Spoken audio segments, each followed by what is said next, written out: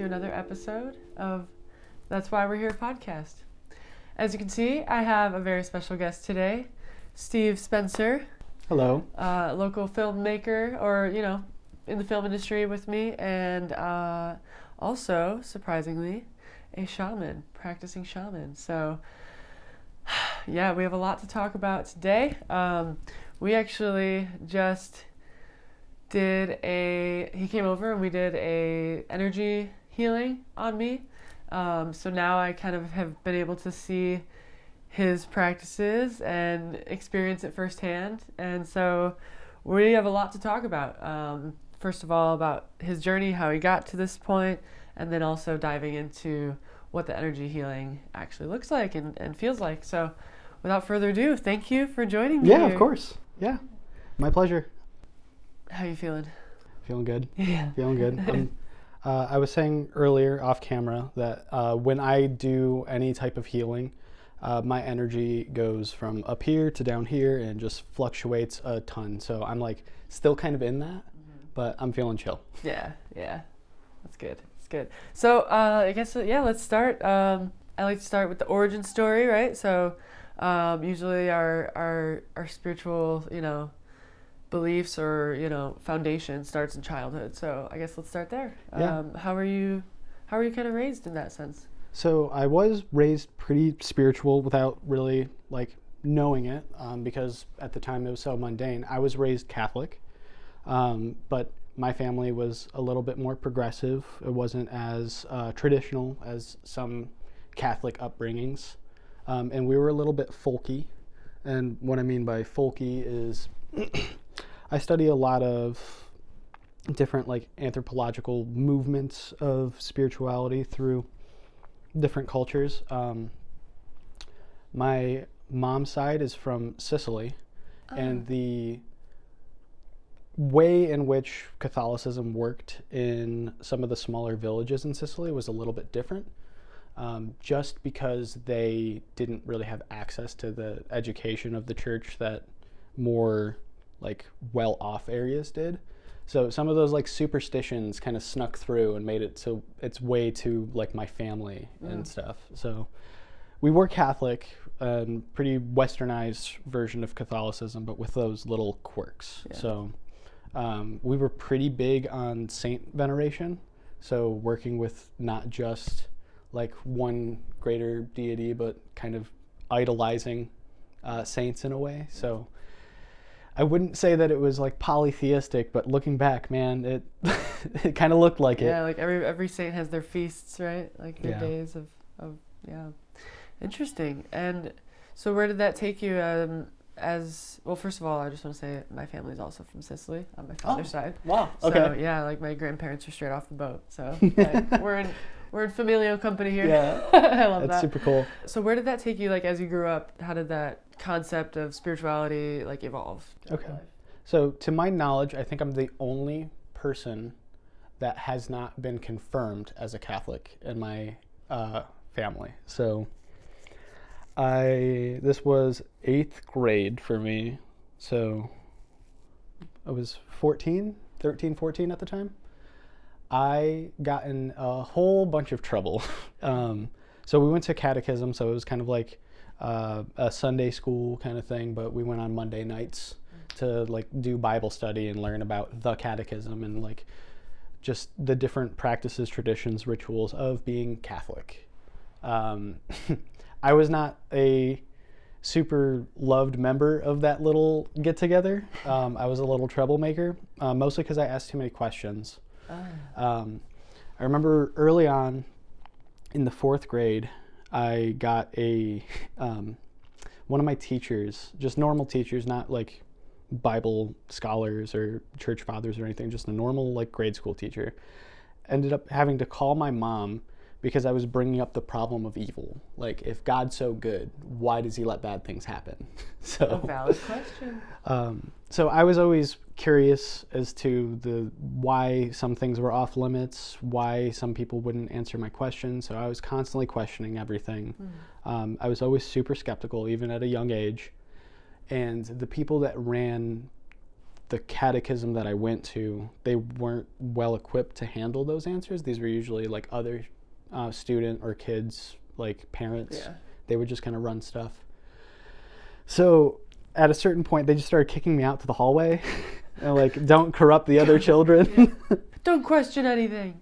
And that got so bad that leading up to my confirmation, we had to do like community service and stuff. I believe that the priest wanted me to do a whole bunch extra, and then my parents got involved, and eventually that led to me just like leaving the church. Just a sour taste in my mouth from all of the different like dramas and stuff of being in that whole scene. And for a while it kind of ruined like spirituality for my family a little bit. Me leaving the church, not practicing, being like a outgoing and very defensive atheist amongst everybody. And that went on for probably, that was when I was 14, was when I made the big claim that I was now atheist and no longer followed Jesus or anything. I was a nihilist atheist for, I want to say until I was like 20, 21. So at least six years.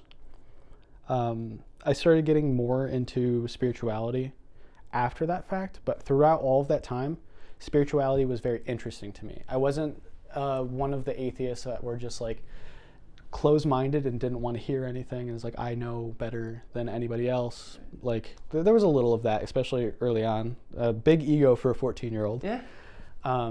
But I was still always looking for answers. I was still always chasing something. But me being skeptical, I would poke holes in something, or just like, that's not enough evidence, or that's not enough to convince me. I will think that's interesting at best. Yeah. But then I started kind of studying practices more completely. And I want to say there was like eclecticism, where like the more TikTok witchy kind of stuff. Like I looked into that stuff at first, but it was always the cultural movements that were the most interesting to me. And I think the first case of me actually like, okay, maybe there is something here, let me investigate that further, was like in chaos magic. So chaos magic can mean a whole bunch of different stuff to a bunch of different people. I'm specifically talking about like the writings of Peter J. Carroll. This is a guy in like the 70s. He was making a bunch of like, I guess, critiques of like what Gerald Gardner, the guy that invented Wicca, or even I can't believe I'm forgetting his name. The big guy. The big guy. Aleister Crowley. Yeah. So he would be like making critiques on them, and most of his critiques were with like the actual utility of ritual, the actual utility of ceremony. And he's like, you don't need any of that bullshit. You can do all this stuff with very limited things. That's kind of the idea that Peter J. Carroll had. So I started taking that stuff more seriously. His main philosophy is anti-dogma. He doesn't want any dogmas to kind of overtake the actual spiritual work that could happen. And he was very much into the idea of experimentation. Do what works. Don't matter if you're crossing cultural lines or not. My views on that have gotten more nuanced as I've aged and learned more about other cultures, but yeah, it was just like, who cares? Blow the doors wide open on this thing that we call magic, or this thing that we call spirituality. Whatever that like level progression is for our own spiritual health, who cares? Do what works. Yeah. Just be a scientist about it. And then me as an atheist was like, that's a really cool way of going about it. Yeah. Let me investigate that further. So that's when I first started these things. It wasn't for a few more years later. I've only actually been doing like shamanism, or being a shamanic practitioner, for about 2 years. Okay. That started with multiple investigations into different other places. I had some pretty strong views and beliefs about what spirituality really is at that point. And I found out that one of my buddies that owns a metaphysical shop around here, shout out Wick and Candle. Oh yeah, I've heard about them. Yeah, so one of the owners, Jordan, he's actually my teacher in a lot of this. I paid him for like spiritual counseling or something. I can't remember what it was, but basically I locked him in a room. I was like, okay, I'm going to lay out everything that I think about in terms of like the metaphysical, and I want you to audit it from the perspective of a shaman. Because at this point he's already been in his shamanic practice for a while, and we found a lot of overlap when we did that. So I was like, okay, that's interesting. Maybe I should kind of take the whole shaman thing a little bit more seriously. And this was also coming at a time when I was writing a philosophy book. Oh. This philosophy book was essentially a way to use different ritual or cultures, all of their dogmas, integrate it into your life in a way in which you can extract utility out of it without being overtaken by dogma. Yeah. That was the idea of the book. Did you end up publishing this or finishing it? No. I'm so curious. I had no idea. That sounds really cool. The reason I didn't finish it, it's still pending, is because I wanted to put my money where my mouth is. Let me do the shamanism thing and then not get completely captured by the dogma. Well, now I'm a practicing shaman, and there's now way more nuance into whether or not that capture has occurred or what that even means. So some of the foundations of like that book are kind of like have to be restructured. That makes sense. So yeah, that's kind of how I got here. It's a wonderful journey. Yeah. Yeah, very fascinating. So when we first spoke about doing this interview, you had mentioned that you were studying Andean shamanism. Yes. So what drew you to that specific region or culture of flavor of shamanism? Yeah. So the answer is nothing in particular. That's what Jordan was following. Okay. The interesting thing about the word shaman is it kind of doesn't really mean much in terms of a spiritual practice. There are Siberian shamans that actually do call themselves shamans. It's very similar in ways, but different from what I'm doing. Shaman is actually an anthropological term. It's a group of behaviors that somebody in a ritual setting does, and that's where anthropologists just kind of put that label on it to like simplify. It's a very reductive view of it. So I like the term shaman. I think it works. A lot of people say that they are doing specifically Kero shamanism, which would be the actual people that a lot of the stuff is based on.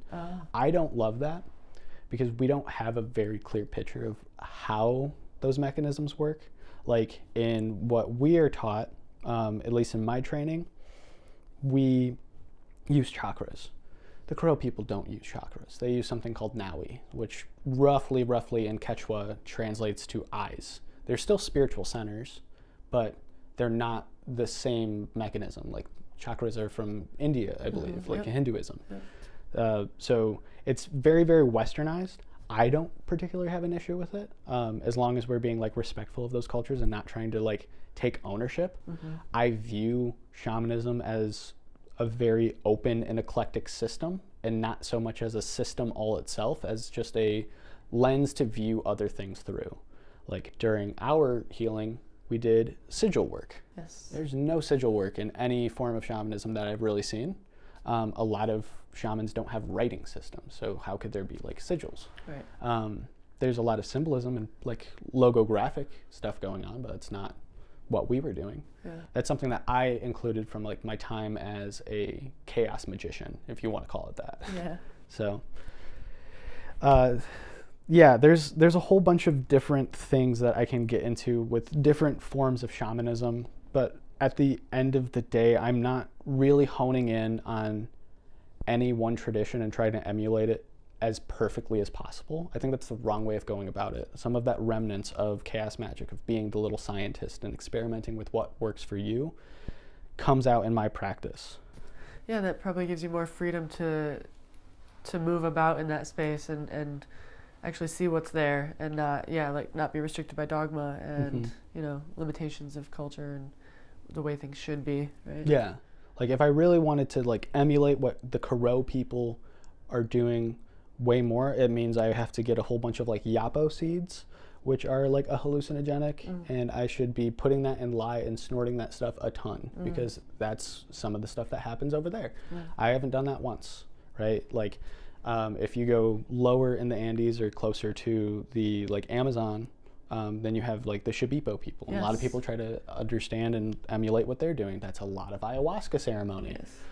I don't do a lot of ayahuasca ceremony. I've never done ayahuasca. So it's like, it's really hard for me to be like, oh yeah, I just do what they do, because I'm not. It's not the same thing. And I'm not raised in the way that those people are raised. It's like, I think it's a little bit much when people are trying to claim that there's something that they're not, instead of saying, we have a cultural movement going, and that's a cool thing. Just be a part of that. Yeah. Yeah, it's simple as that. So fascinating. There's so many directions I want to go in this conversation. It's so interesting because like my preconception of like what a shaman was, you know, I had been down to Peru back in 2011, and you know, we visited a shaman's hut, and he did the, you know, the tobacco smoke blowing on our heads and patting our heads with the feathers, and you know, just having a whole cart full of like herbs and stuff. And I remember even picking up a bottle, which I didn't even know what it was. I was 17. I had no idea what this was, but I felt drawn to pick up this bottle that was labeled A.Huasca, and I like remember getting a photo with it, and I was like, had my braces and everything. I just have this photo of me holding a bottle of ayahuasca at age 17 in Peru. So like, yeah, that was interesting. But yeah, so like where my mind goes when I hear the word shaman is like the one in a community who is like, I imagine like old like way back, like, you know, cave people days, you know. Yeah. You have the one guy or woman who is the one who's been through it first and guides those people through that experience, whether that's through hallucinogens, plant medicine, you know, what have you, even just meditation or something like that. That's kind of how I always like imagined it. So it's just interesting to see different people practicing different ways, and like your system is so unique, and yeah, like seeing it firsthand was really cool, and I'm there for it. I'm like, what's next? Like, what do we got? Yeah. I'm open to it. Yeah. So I don't know how nerdy we want to get into it, but we can go full nerd. All right. So from like an anthropological standpoint, what a shaman is almost like a proto-religiosity. Like religiosity is very structured, and it's supposed to be honing in on not just ways in which you act in order to communicate with something other than what's here, but also there might be ethical frameworks, and there might be ways of going about like optimal responses to this or that. Shamanism doesn't really have any of that. It's, like I said earlier, it's a group of behaviors, and these behaviors is, I think there's kind of two camps that anthropologists split this into, and that's something closer to what I do, which is changing your consciousness or your state of consciousness in order to get some metaphysical result. You're also invoking spiritual entities in some way. Anthropologists will just call that animism, that everything has a spirit, so to speak. And you're trying to essentially go to a place to be a bridge for spirit to come from the mundane world to the extraordinary world.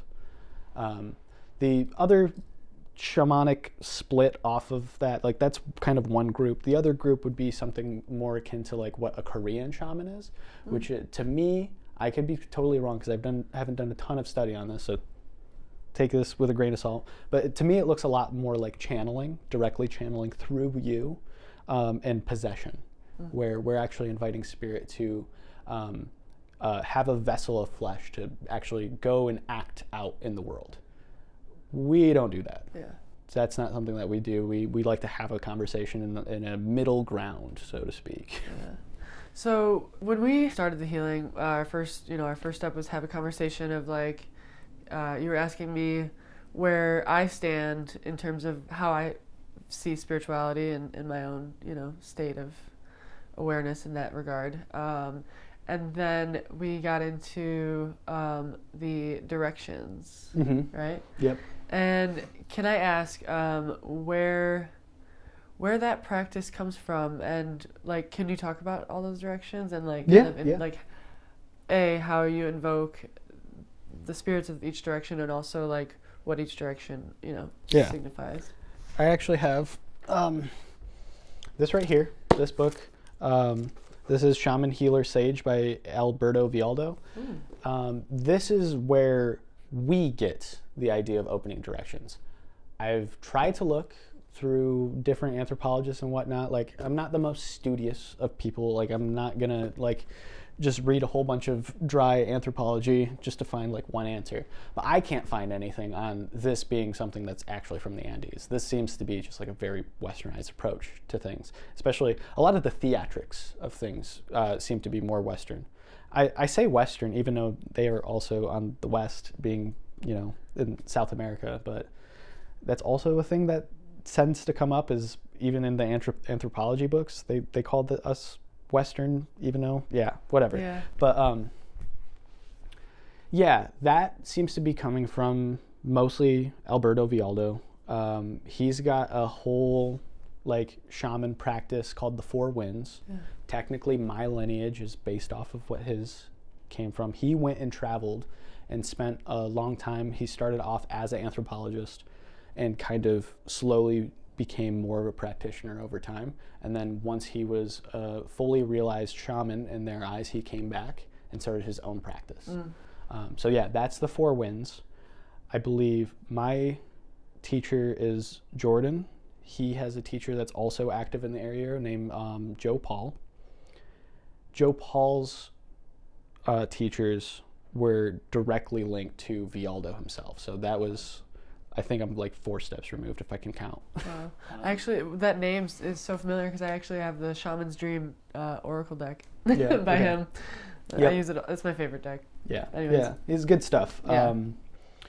There's a lot of like, I guess, some controversy one way or the other of whether or not like if he's just quote unquote making shit up, which again I'm not concerned with because I'm making shit up, if that's like the standard of like, because everybody wants this like super traditional, like super, I can't care about that stuff because like I'm never gonna really have access to the way that people in the Andes live. Yeah.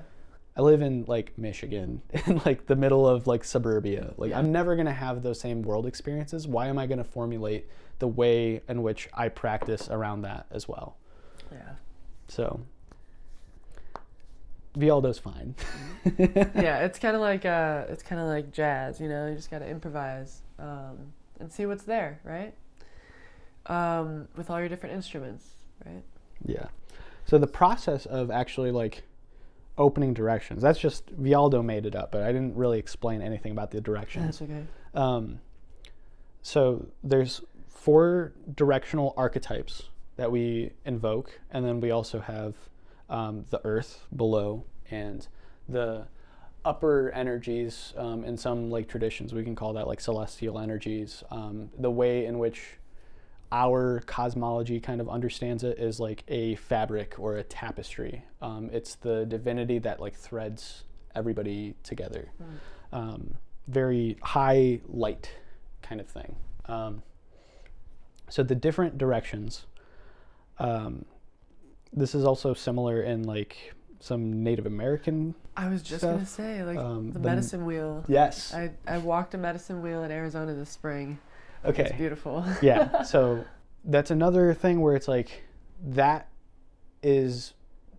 we're taking a lot of these archetypes from the Karo people, but that idea is widespread throughout North America, through South America. It's all over the place. It just takes very different forms. But that central practice of like following the medicine wheel. When I did my training, the Manuki rites, I had 4 like class sessions throughout the year, and throughout that year is basically me following the medicine wheel, so to speak. Mm-hmm.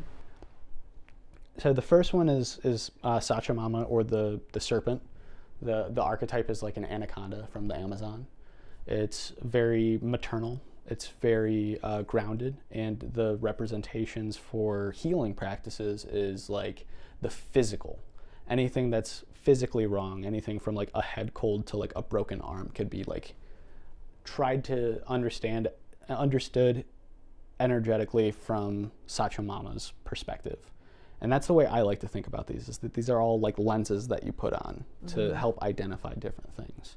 The next one is Otorongo, Mother Jaguar. There's a lot of maternal kind of things going on in like the Four Winds, or what we're doing. And like, I call it transcultural shamanism because we're picking from all over the place. I think that's a perfect way to describe it. But that would be more so personality things, or front consciousness kind of things that are conflicting within you. And she's also a bad bitch. Yeah. If you want protection, you call in Mother Jaguar. She will fuck a motherfucker up. Yeah. All right. Yeah. Yeah. Then there's Siwar Kenti in the north. Light and airy kind of energy. That's like when you're getting past the front of mind, you're getting beyond mind into spirit. So further past subconscious and a little bit of subconscious, that's kind of the area we're focusing on. And then after that, that's Apuchin, which is the great condor and eagle. It's an archetype of almost a story rather than just one central figure. The story is that the condor is always being chased by the eagle, and the eagle eventually overtakes the condor, and that's like a big shift. Some people say that happened in 2012. And the idea for that is when these ideas start to get propagated to the rest of the world. That's roughly what I've been told. I can't find a real like source for any of the like where it actually came from, but that story's been told like hundreds and hundreds of times by different authors: Sandra Ingerman, Vialdo, Michael Harner. A bunch of like shamanic practitioners are like that comes up in different parts of Western shamanism a lot. But that archetype, the condor and the eagle, is like very high energy things, getting to the divine, that tapestry that I was talking about. Now we're talking about contracts with destiny or fate or time, like things that become non-linears, things that become nonsensical, things that aren't really supposed to be fully gathered by the mind of like someone in flesh. Yeah. That gets out there. Yeah. So I find it so interesting because we are in the Eagle Theater right now. Earlier you were saying that the eagle was like pinging you earlier, and I was like, oh, well, we're about to be right up in there. Made itself aware, or made itself known. Yeah, so that's so interesting. So we did some, would you call it incantations? Yeah, we do chants, like to welcome them into the space. Yeah, just the process is actually, I got a rattle. Sorry, microphone. Okay. I'm breaking up the different energies with the rattle, and then actually like invoking the spirits to come in and the archetypes to come in to build something that we call a medicine space. And that's where we do the healing. We want to make sure that all those directions are open, and those, if not present, at least invited.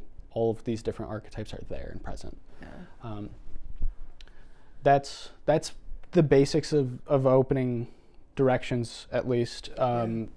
Each one of those archetypes you can go down huge rabbit holes into what those things are.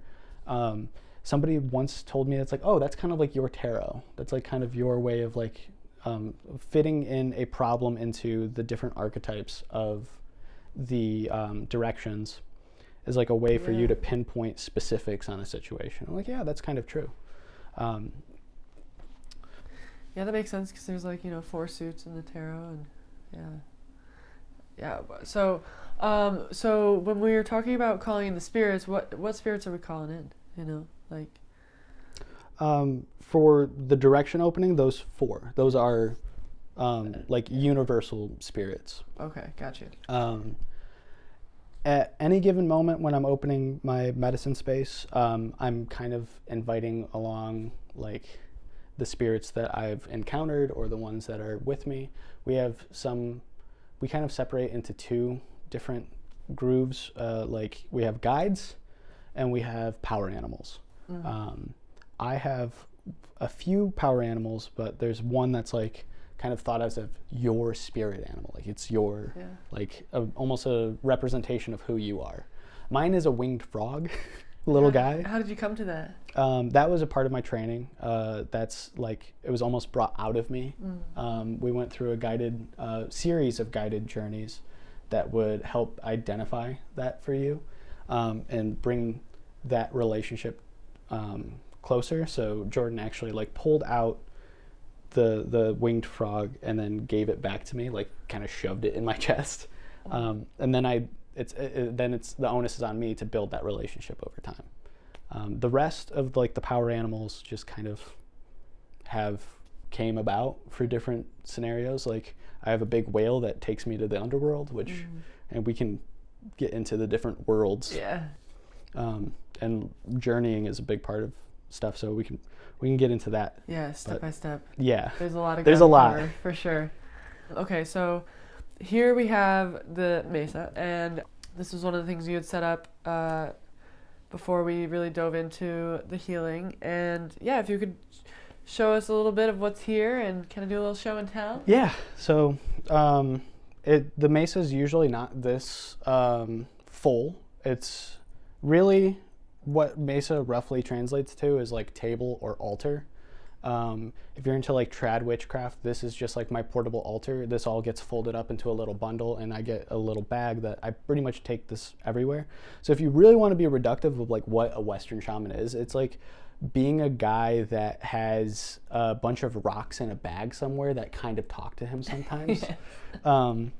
But the stones are called Inkaichu. So I have a whole bunch of different kinds, from things that I didn't take too seriously to things that I take very seriously. Like this stone was like in a parking lot outside of my old place of work. And this is, I can't remember the actual type of stone that this is, but this was like after a healing that I received from somebody else. This was, somebody recommended that I do this involving something with the healing, and then it made its way into my mesa at some point. So what the Inkaichu actually are, when you go through the different trainings that I did, we actually go into deep past trauma and past life trainings. So each one represents a different trauma that either myself or a past life has had, and then that trauma has been compressed, cleared of myself, similar to soul retrieval, but instead that gets put into the stone, and the stone kind of becomes its own entity in a way. The way that we do it, I don't know if everybody does this, but we do victim, bully, beloved. So every time I make my way around the medicine wheel, so when I'm in the South, I'm doing one where I lived a life as a bully. I do one as a victim. I do one as beloved. And they can get gruesome. I've had a beloved journey. I believe that would be actually this Inkaichu here. I believe this was a beloved journey, and the kind of images that I saw was inspiring a peasant rebellion in like the Middle Ages or something, and I was then captured, stripped, and then put on spikes. Wow. And that scene where I'm put on these like castle walls was enough for like the village that I was from to actually rally and undermine who was in that like castle structure. Got like a ton of chills. Yeah. That's so interesting. Yeah, I've had some where I was victims, and I've been a double amputee that's been put out in the middle of nowhere on a freezing mountain, like stripped completely with like lacerations all over myself. Wow. I've had stuff that's kind of nonsensical to my mind now because they seemed like a dimension I don't really have a way of interpreting. A lot of like, there's something that I wrote in my little journal that was like, everything looked like the texture of a crab's shell, but it was blue and metallic. And that was like one of these journeys. Yeah. So it's like a whole other like, you know, planet or dimension or something, Yeah. like some other place of life. Yeah. Super interesting. That's like a whole other can of worms that I am interested in. Okay, what did I want to ask next? So I had been, you asked me to pick up a Inkaichu. stone, yeah, an Inkaichu, and I was drawn to this one. Yes. What's this? What does this one mean to you, actually? So I would have to go back and see exactly what journey that I went for this, because I don't really take much focus on like which one is which journey. Yeah. What I really care about is like what shape that they take on over time. Yeah. So this one in particular seems to be something for like grounding, something that's like closer down to earth, and it's something that I end up choosing a lot when I am very, very up there, when my mind's racing into all of these different possibilities and I'm thinking about things that are more esoteric. When I'll do like illuminations on myself, which is just like energy clearing for anybody that doesn't know illuminations.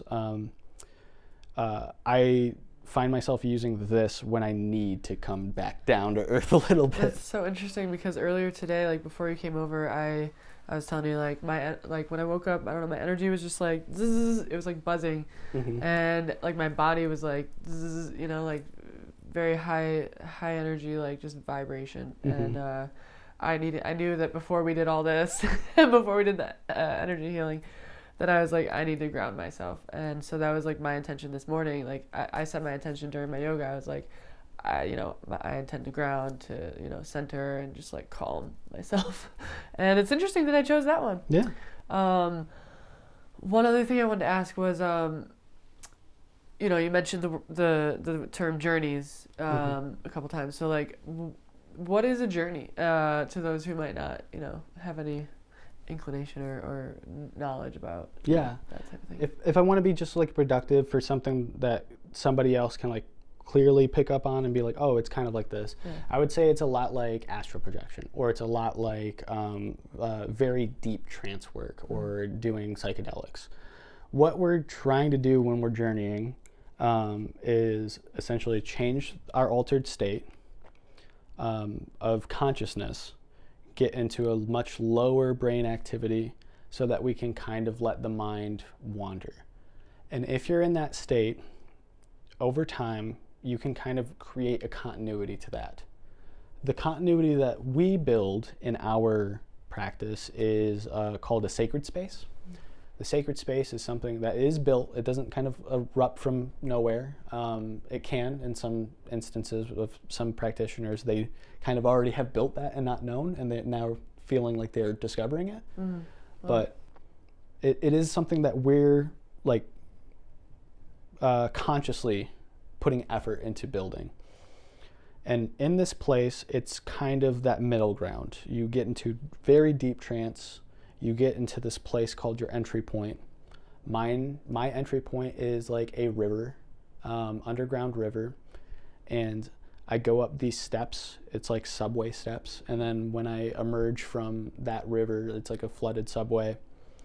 I see a dilapidated building that's being like reclaimed by nature.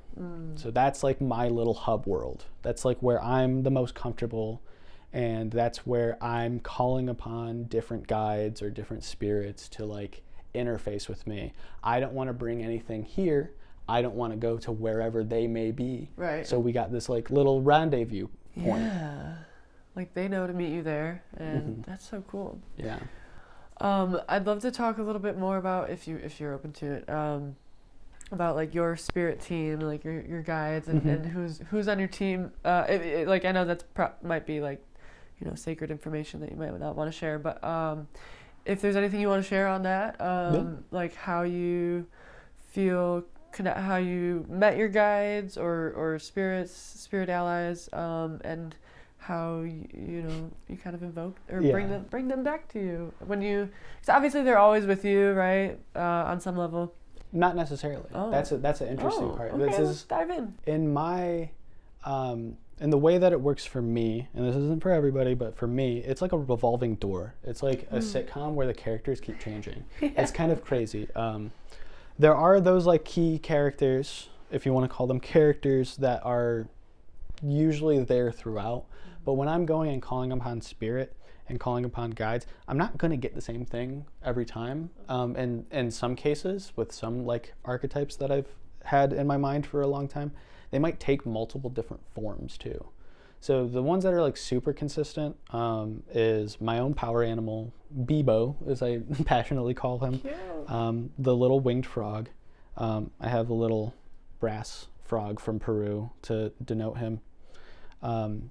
He's almost always somewhere, maybe not in a journey like directly like on my shoulder where he usually is, but there's always a sense that he's there. I don't have to like think about that. Yeah. The other two like consistent characters through the tradition, once you get to a certain point, you go to the upper world and you meet what you are, I guess you can think of as your celestial parents. Mm-hmm. My celestial parents are, it's a weird mix. One is like Lucifer, but not like a biblical Lucifer, like a John Milton Paradise Lost Lucifer, and like a little bit of the TV show too. Yeah. like that, like the I'd rather reign in hell than serve in heaven, like very, very sun energy, very like masculine, domineering, like very, very high frequency, like hard to be around kind of thing. Like that's one of them.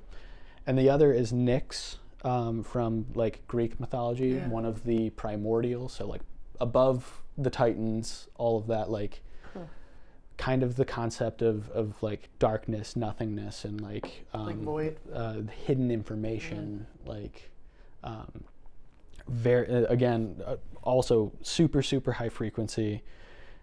Not anytime that those characters are around, I'm probably not having a great time, or the lessons that I'm learning aren't going to be shown to me in a very fragile or gentle way. Yeah, it'll be like in your face. Yeah. It's like you're getting a stern talking to by the universe. So mom and dad have to sit you down. That's so interesting. And straighten you out. How did you come to meet these guides? Through Journey? Yep, through Journey. It's actually something that is a goal for that year of training when we're going through every single different direction. Once we get to Eagle and Condor, the high area, that's a goal that we have to try to accomplish during our time in training, is to meet your celestial parents. So we're doing specific journeys that are guided by my teacher, and also attempts on my end to try to go up there and be like, hey, it's me. Who are you?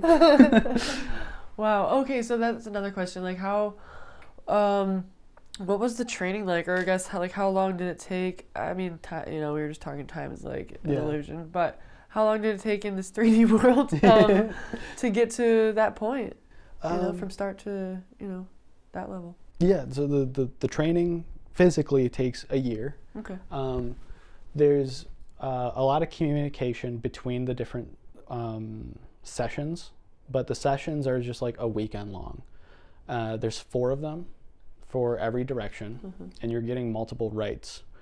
But in between all of that, you have like a ton of spiritual homework to do. Yeah, I bet. So when we go into like Serpent, the first direction that you're kind of a part of during the training, you are kind of learning how to be a healer from just that perspective, and you're kind of living that archetype that entire time until that next class. Yeah. So you're doing a lot of stuff for like your own physical health. You're trying to make yourself in a lot better mental state. You're not doing a ton of things that are actually metaphysical. This is where we start learning about illumination. So that's kind of like the energy that's affecting us physically. We kind of clear that stuff out. Yeah. And then as we progress, the more and more esoteric it gets, the more and more closer to deity that it gets, then we start incorporating all of those lenses into one unified view. Wow.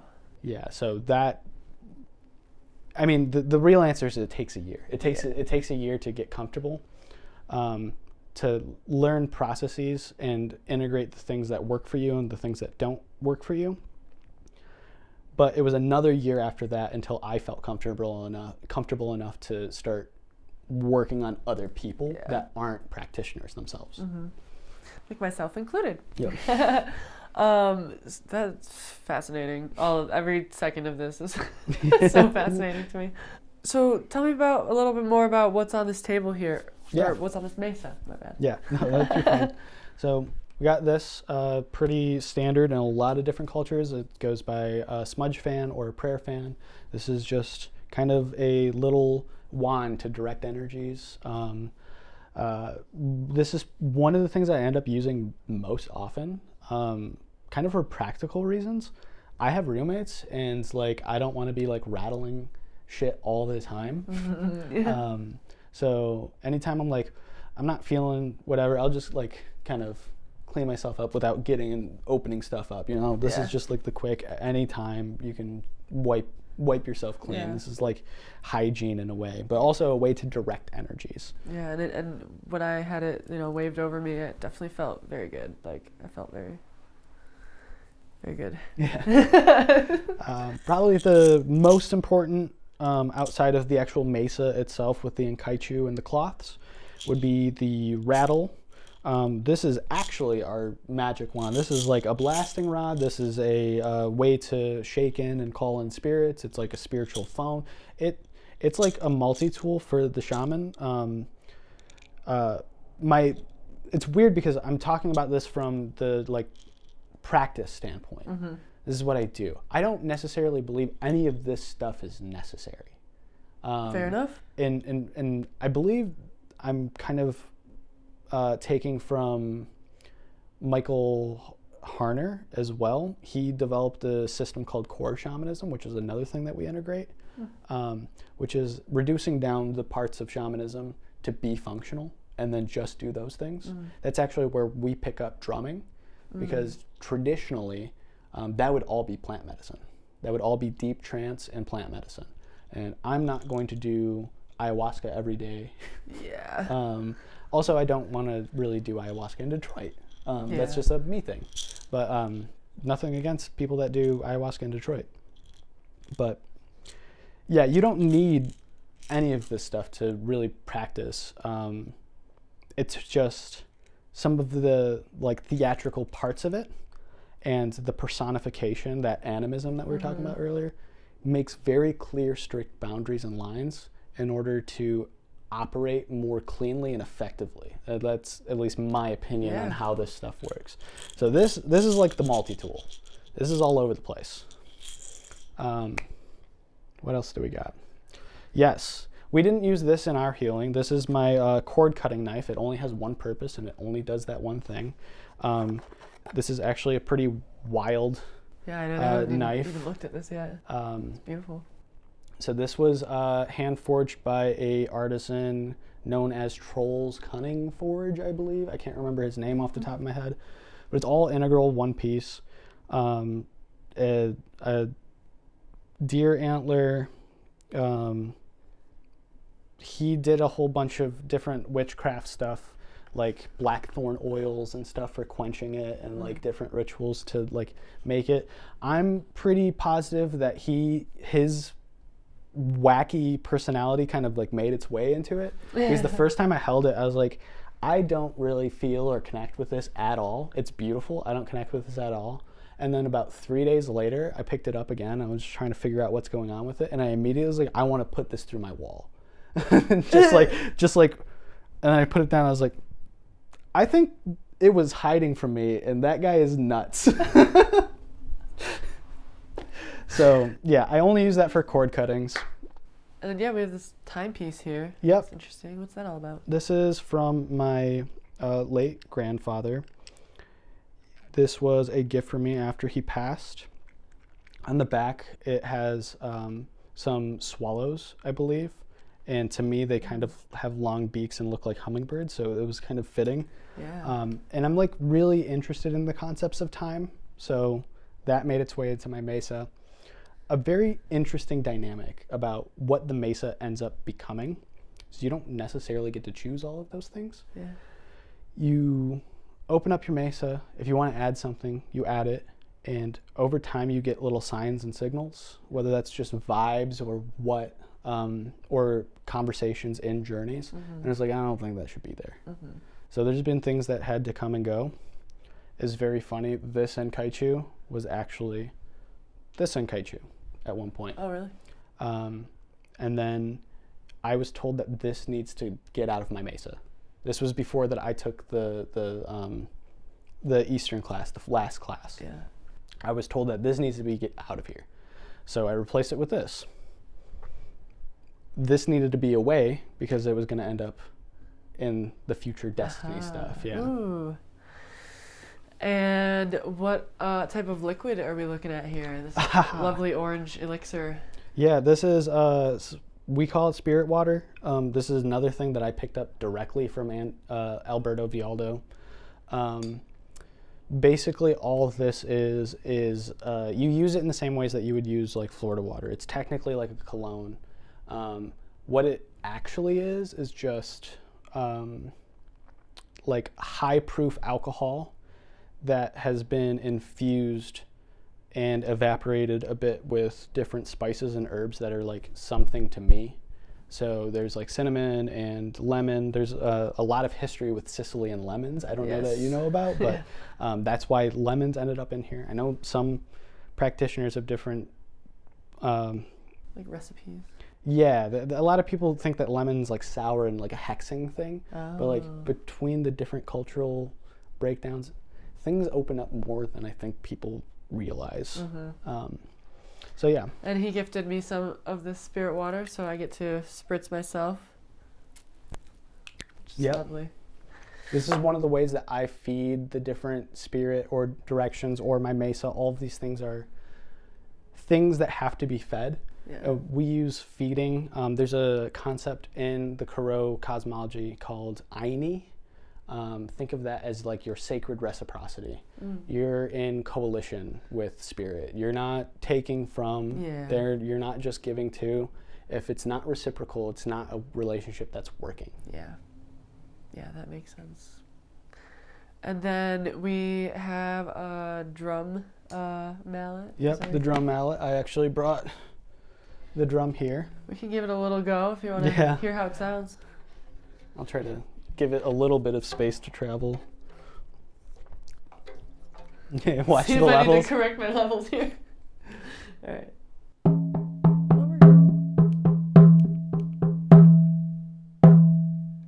Beautiful. So the drums actually don't come from Vialdo. It doesn't come from Four Winds or the lineage. That comes from Michael Harner. I actually brought the main book. If you are interested in core shamanism, which is like the most reductive version of shamanism, if you want to be more eclectic and self-guided, I recommend Way of the Shaman by Harner. This is kind of his first attempt at putting core shamanism together.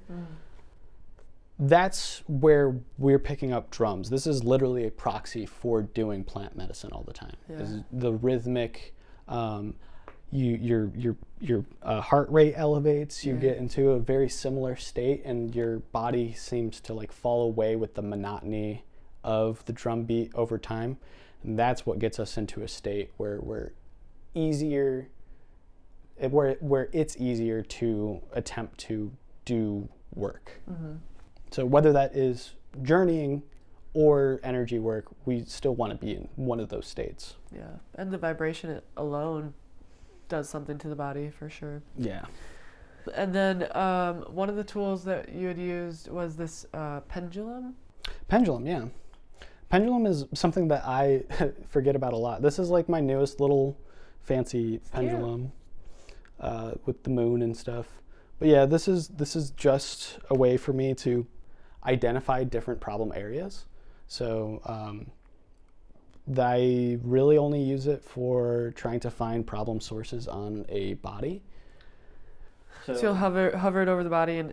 I'm looking for either clockwise, counterclockwise, or Or stationary? Yeah, it's going to be, let me try to force it to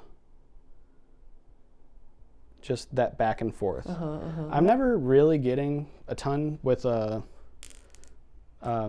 it being completely stationary. I'm always getting a direction. I think that's just the way that I've like kind of trained the pendulum in a way. Yeah, totally. Build that relationship with it. Now, one direction means what, and the other direction means another thing, right? Yeah, I mean the way that I was taught the chakras actually flow in a clockwise manner. So they should be, when closed, clockwise, and then I counterspin them to open. And they should be counterclockwise to make sure that they're open and I can effectively do my work. Whoa. And if there's any issues before or after, that's when I start getting no direction. Oh, wow, that's fascinating. That's cool. Yeah, he used the pendulum on me. Okay, first let's cover the mesa. Is there anything else we missed? The actual mesa itself, the outer cloth, the inner cloth, I have two inner cloths. One is just black, black and white. One of them has 4 different quadrants. The 4 different quadrants represent the directions. A lot of this is representative of the directions. The black and white is feminine and masculine energy.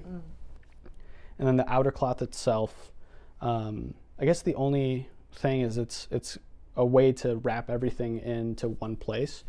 All of this stuff kind of speaks for itself when open, but then when closed up, it's its own thing. So whenever I get like deep intuitions that don't feel like mine, that's my mesa as one whole thing, kind of like directing me. Oh, interesting. Yeah. Now, where'd you get this fabric, this cloth? So cool. This was, I believe, hand woven in Peru. I got it imported through a Etsy seller. I can't remember the name of it. That's beautiful. I did end up with a different mesa cloth that was just like black, grays, and brown tones that was like much more muted. Because that was like my style and aesthetic. As you can see, we're both I'm like wearing like the similar grayscale right now. And it turns out that just didn't work for me. And I got something that ended up being like super neon and like very not what I'm comfortable with, which makes a lot of sense for something that's like sassing me into being more open. Yeah, totally. That's been a big a thing with my journey so far, has been willingness to be open. I mean, this podcast is kind of part of that. Yeah, totally. Yep, it is. Sure is. Okay, and then I did have a question earlier about this blue stone. This one of them that you told me not to touch. Oh, okay, yeah. This is my lineage stone. It's more funny than anything. So you have the 12, 3 in each direction, 4 directions. That's 12 stones. We have 13 in Kaichus. This is the one that essentially binds you to the lineage, so that not just you, when you get your rights, but your mesa as a part of you is a part of the lineage as well. Ooh. So basically my teacher, Jordan, he just bled all over a stone and gave it to me. That's essentially how it physically works. So you can see that there's like crusty blood on this. I just thought that was like, Nope, that is his blood. So now he's Grandpa Jordan.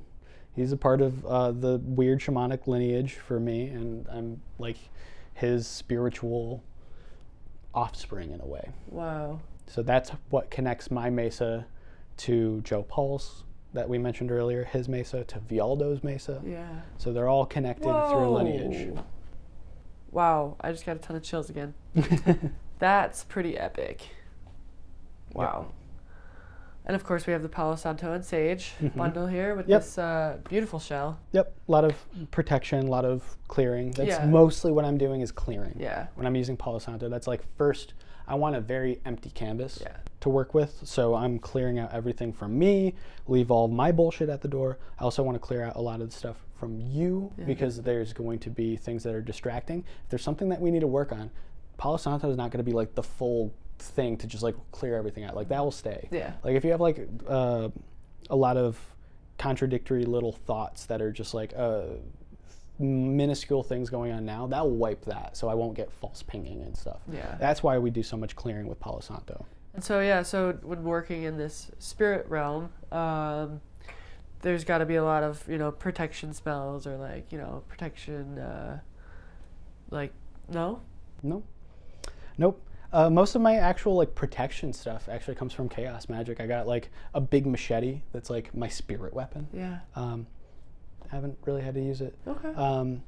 What you're really doing when you open those directions and create your medicine space, like when you chant in Mother Jaguar, the first words out of your mouth is protect our medicine space. That's true. Yeah. The healing or the protection spell in a sense is just having a medicine space open. When you don't have those, that's when you can start getting more unwelcome guests. Yeah. And I've had things break through. I've had people break through. Interesting. There was another person at a spiritual shop. I can't remember the name of the place, but he went by the name Voodoo, and he was like, we had a 4-hour long conversation at some guy's like the back of his shop, just talking about whatever. Yeah. And he was telling me about all of his time in prison and like how he came to spirituality. It was like super fascinating. And then when I went home and journeyed that night, he was in my sacred space. Ooh. And I was like, what are you doing here? Yeah, and he's like, I'm just curious. And I'm like, no. You're not allowed. Yeah. Wow, I'm getting chills like so many times. I'll stop saying it when it happens, but it's constant almost. That's what tells me like there's something real like that's being said. Yeah. Okay, so is there anything more you want to say about like the journey through how you got to this point, or like what all of this, symbolically means to you? Or we could also go in the direction of like we could walk through kind of what we experienced in that healing and kind of talk about that? Or I think before we get to that, I think a more interesting part of all of this is like the philosophy for me. Yes, let's do that. How that works. So, somewhat controversially, I am agnostic to whether or not this stuff is quote unquote real, whether or not it is true. I'm not concerned with true. Yeah, I want to talk about this because this is something that we had touched upon in the healing, the idea of truth. So please go on. This kind of goes back to the book that I wanted to write. So I have kind of two like frames of like being or how to navigate truth. There's things that I believe, and then there's things that I'm certain of. Like I said, I was an agnostic atheist for a good chunk of my adult life. That stuff doesn't easily shake away. So what I've had to do to get to the point where I can practice this deeply is actually build myself a kind of way to give some like intellectual space for me to go play. Yeah. When we're children, we can fully immerse ourselves in complete fictions, and that makes us so happy. And we can drop it and act as like rational agents that know that that's not real, and completely drop it and just function in this other capacity. And we had that ability, and somewhere along the way that was broken for us. Yeah. I want to bring that back, because when I get down to like what is true, I'm not sure if I am real, right? I'm a very, very, very skeptical person. So giving myself the intellectual playground to play, to believe, to immerse myself in the fiction until the fiction is the thing that matters, not the truth. So some people might think that I'm saying this shit's not real. I'm saying it's as real can be, but I'm not sure what real necessarily means. I don't think I need that external truth. Yeah, wow, this resonates a lot. I saw this like side note, but I saw this meme the other day. It was like, I love being delusional because the real world is like just bullshit. Like, yeah, right. At some point, I do resonate with that a lot, because along my spiritual journey,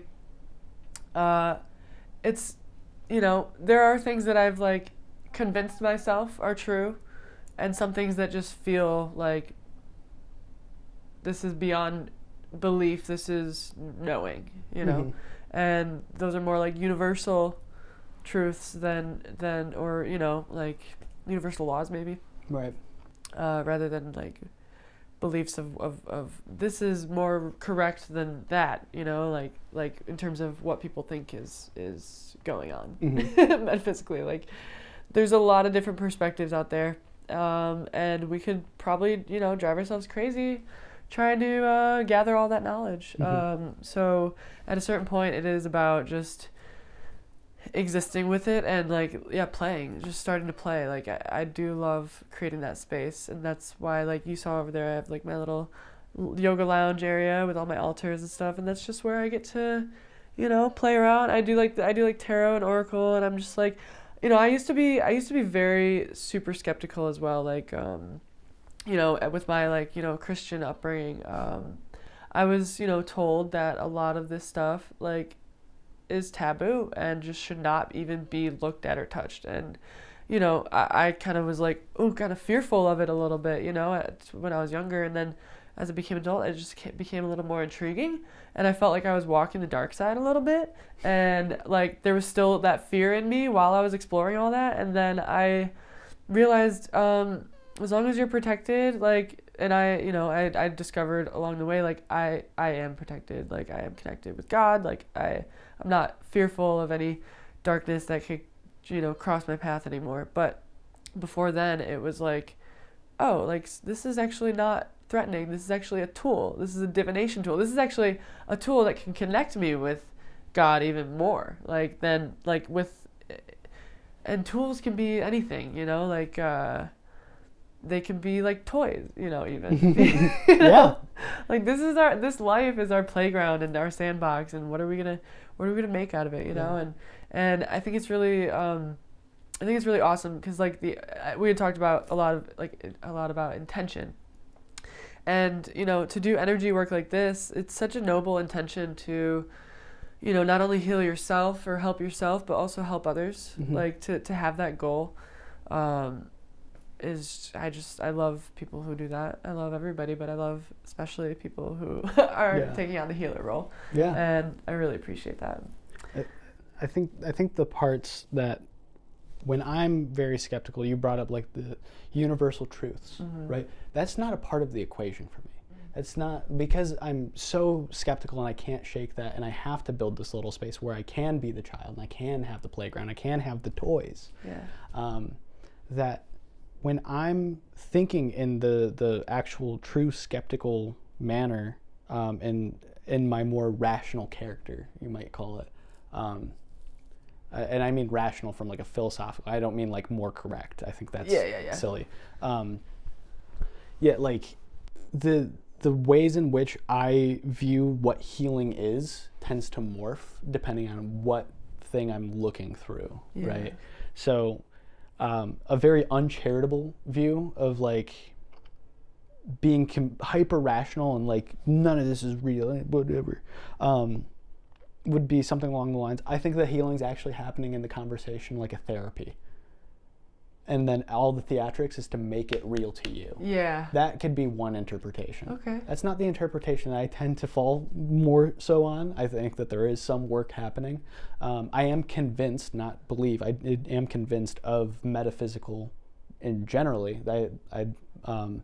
For any philosophy nerds out there, if you want to look up the argument of contingency and the argument of the Kalam cosmological argument, I'm convinced of those two things. Essentially, those are saying that we have been created. There is something external of this reality. I'm 100% convinced of those. I don't know a way to get around those things. I don't believe in like an infinite amount of space in what our small reality is. So I can't imagine that there would be infinite time for our reality. Infinite time to me means multiple realities, non-linear time between different perspectives, right? That makes more sense to me. Yeah. Than the other, yeah. There was a question that came up, but I just want you to keep going. Okay. Yeah. So yeah, it's strange being this, like, I guess you can say this theatrical and this like into the work that happens, but also having that like little part of your brain that is still kind of saying none of that's real. Right. I guess it's healthy, right? In a way, maybe that's like a grounding where we're not getting lost in the sauce, you know? But it's like a little bit of pullback, a little bit of resistance. Yeah. Probably balances the whole thing out, right? Yeah. Something that I like to kind of think about is the old expression, like, be open-minded, but don't be so open-minded that your brain falls out. That's hilarious. So like first and foremost, I'm a nerd anthropologically for all of this stuff. Then you take it one step further, further away from like the skeptical mind, and you say, okay, there's rituals, there's tools, there's ceremony, and they can extract value whether or not it's real. And then one step further is like, well, who cares whether or not real is like externally true? I don't think we're ever going to really know what's going on. Right. The thing that I know for real is I have an experience, and this experience is saying this, this, and this. So that is as real can be. That's kind of where I operate. And then there's like one step above that, which would be like, this is externally true and I can verify that. I don't think I'll ever be able to externally verify anything, including myself. Yeah. Like, so that's where I'm at in like the skeptical thing, but it's like always a part of what I do is being hyper skeptical of everything that I hear. Yeah. Which curse, blessing, who knows? Yeah. It's a different way of looking at things, and I haven't found many like practitioners that end up being as skeptical as I am. But like you said, that here kind we of comes are. from childhood, you know, Yeah. like always questioning. I think that's. I wish more people did that. Yeah. You know. Like, Yeah. Wow. Yeah. So I ended up in a place where I was anti-dogma, but very pro adding the dogmas to your repertoire and kind of making them your own, because there is value, whether you're a theist or not. At this point, I do believe in higher power. Yes. The creator. So I am a theist. I'm very agnostic to what that actually is, but that doesn't matter of what it actually is. Right. What form does it take when I practice? What form does it take to my experiences? A lot of people talk about like delirium or a lot of like visions or hallucinations not being real. Like, what the hell does that mean? Like, it's yeah, like how can we confirm it. that this reality is realer than the metaphysical? You know, like how. But like, we could be a brain in a vat somewhere, and this is like Matrix stuff. Yeah, exactly. Right? That could all be going on. So your experiencing something different from the other experience that you can't like verify. Yeah. It's still your experience, and that's the only thing you have to go off of. If you want to say that my experience is invalid, you are going to have a hard time interfacing with anything. So I'll go ahead and say, very controversially, that I trust my sense data. I trust that I'm having a conscious experience and I'm not just like crazy in a vat. It's possible. I'm actually writing or producing a video essay about what shamanism looks like if simulation theory would be true. I'm super curious. I can't wait to watch this video whenever it comes out. But yeah, like these are the things that I like to take one step deeper into, just like, oh, this is like the practices, this is how we like energetically clean ourselves. But like, what's actually going on? I spent most of my life being a truth seeker. Yeah. And very recently, probably the last 3 years, I decided or came to the conclusion that I don't think truth is what we're after. I don't think that's what's really going to make us happy and whole. Okay, yeah, let's open that up. Okay. Like, because I have a couple of questions. Like, so first of all, why? And also, second of all, what is worth seeking then? Or like, what does matter? Fulfillment. There's this weird esoteric term that we don't really know what it means. Humans are here, and we're not having a great time a lot of the times. That's all the information that I have been given. And the more and more that we try to seek something called truth, it seems the more that the fabric of what truth becomes gets bigger and bigger. It's almost like the Hydra, where you cut off one head and two heads come back. So true. And now we're in a media environment where trying to dictate just mundane facts about what has happened and what hasn't happened, about things going on right now, are so altered or hidden, Yeah. and there's so much extra information, like information overload, it's hard to navigate. So if you put a lot of your own personal fulfillment and happiness on truth, Yeah. you're going to have a hard time in the kind of dynamics that are being laid out in front of us now. Back 500 years ago, where you had a few people, a few small, like, court criers that would go out and tell everybody what's going on, everything they needed to know, whether it's true or not, their landscape of truth was very simple. It didn't have as much conflict or clash that we did. Their beliefs were much more unified, and them as a people could be much more unified, and the things that they were fighting for were much more reduced. Like, the world hasn't gotten crazier. We've just gotten more access to the world, more access to all of the different fringe beliefs about what exactly happened here, all of the different lies that people can tell. Like, Whoa. Yeah. so I don't think truth is what we're after, because it's that never-ending cycle of, like, how are you ever going to prove anything anymore? It's just it's too much. And if you are banking on your happiness being tied to truth at all, good luck. So yeah, then tell me about fulfillment and how, like, what does that mean to you? What it means to me is probably not what it means to you. I'm still trying to figure out what that means to me. I think everybody's trying to figure out what that means. We're these little weird monkey creatures that ended up with, like, really liking donuts, and like sometimes we make machines that go fast, and that's cool. Like, we don't know what the hell's going on. Everybody's trying to seek out what fulfillment is. There seems to be, like, strong senses of community help a lot. Yeah. Having some belief in the higher power help a lot. We all have this awareness that we're going to die sometime. Yeah. Having some sort of, like, philosophical worldview that isn't just I'm going to be nothing when I die is very comforting. These are some of the things that I think fulfill us a little bit. So being a nihilist atheist, not very fulfilling. Having a whole system where I can have communication with destiny, when I can have communication with what's going to be after, having some idea of what my life cycle will be after this one, having some different age of different past lives, and having that all be non-linearly connected, even having conversations with 14-year-old me. All of that leads into me being more comfortable with my place in the universe at large, and not just being like, this is it, this is all I have access to, what's the point? Right. Wow. I'm just letting that sit with me for a moment. Because, that's I appreciate that perspective. It's like opening my mind up a bit more, because what you had heard me say in our healing is that truth over everything is most important, and that, my friend, needs some time to, like, sink in. Wow. Okay. Where do you want to go next? I don't know.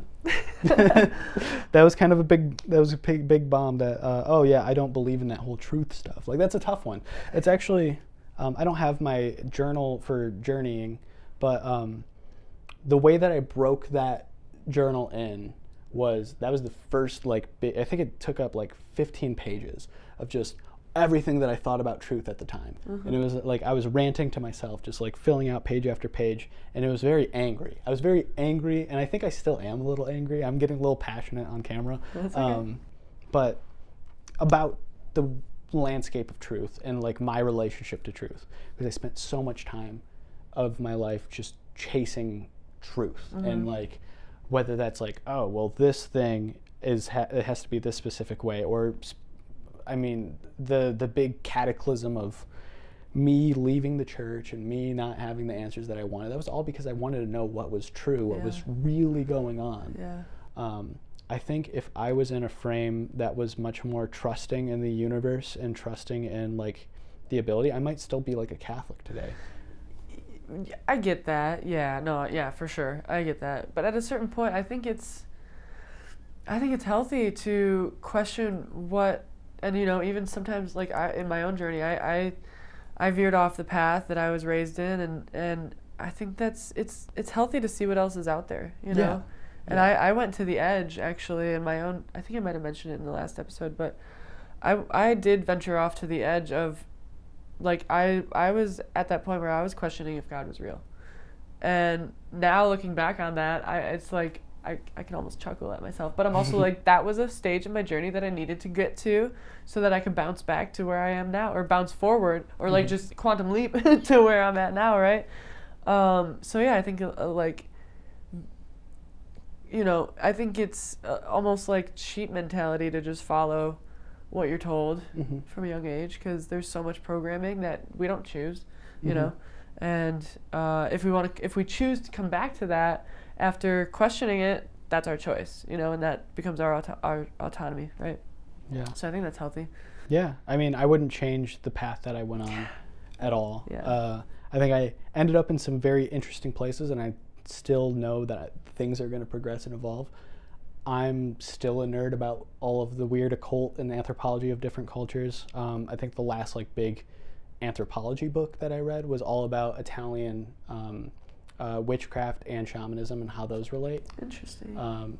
Dr. Angela Pucca is the writer of that, and it was like her taking her PhD and actually making it into a legible book for somebody that's not it's like a textbook. So it is it's dry and it's redundant, but it's really nice. Yeah. So my investigation in a weird side quest like that, my practice and what I think about the world is definitely going to progress, because I've kind of taken this mantle of the forever student. It's just going to be a part of me. That's how it is.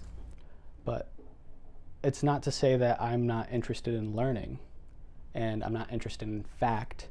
I just don't think that truth is fulfilling. Yeah. So there's, I think, a good distinction between an anti-realist that's just everything is la la land, and where I end up. I think I'm ending up in a place where the things that are important aren't the things that are true.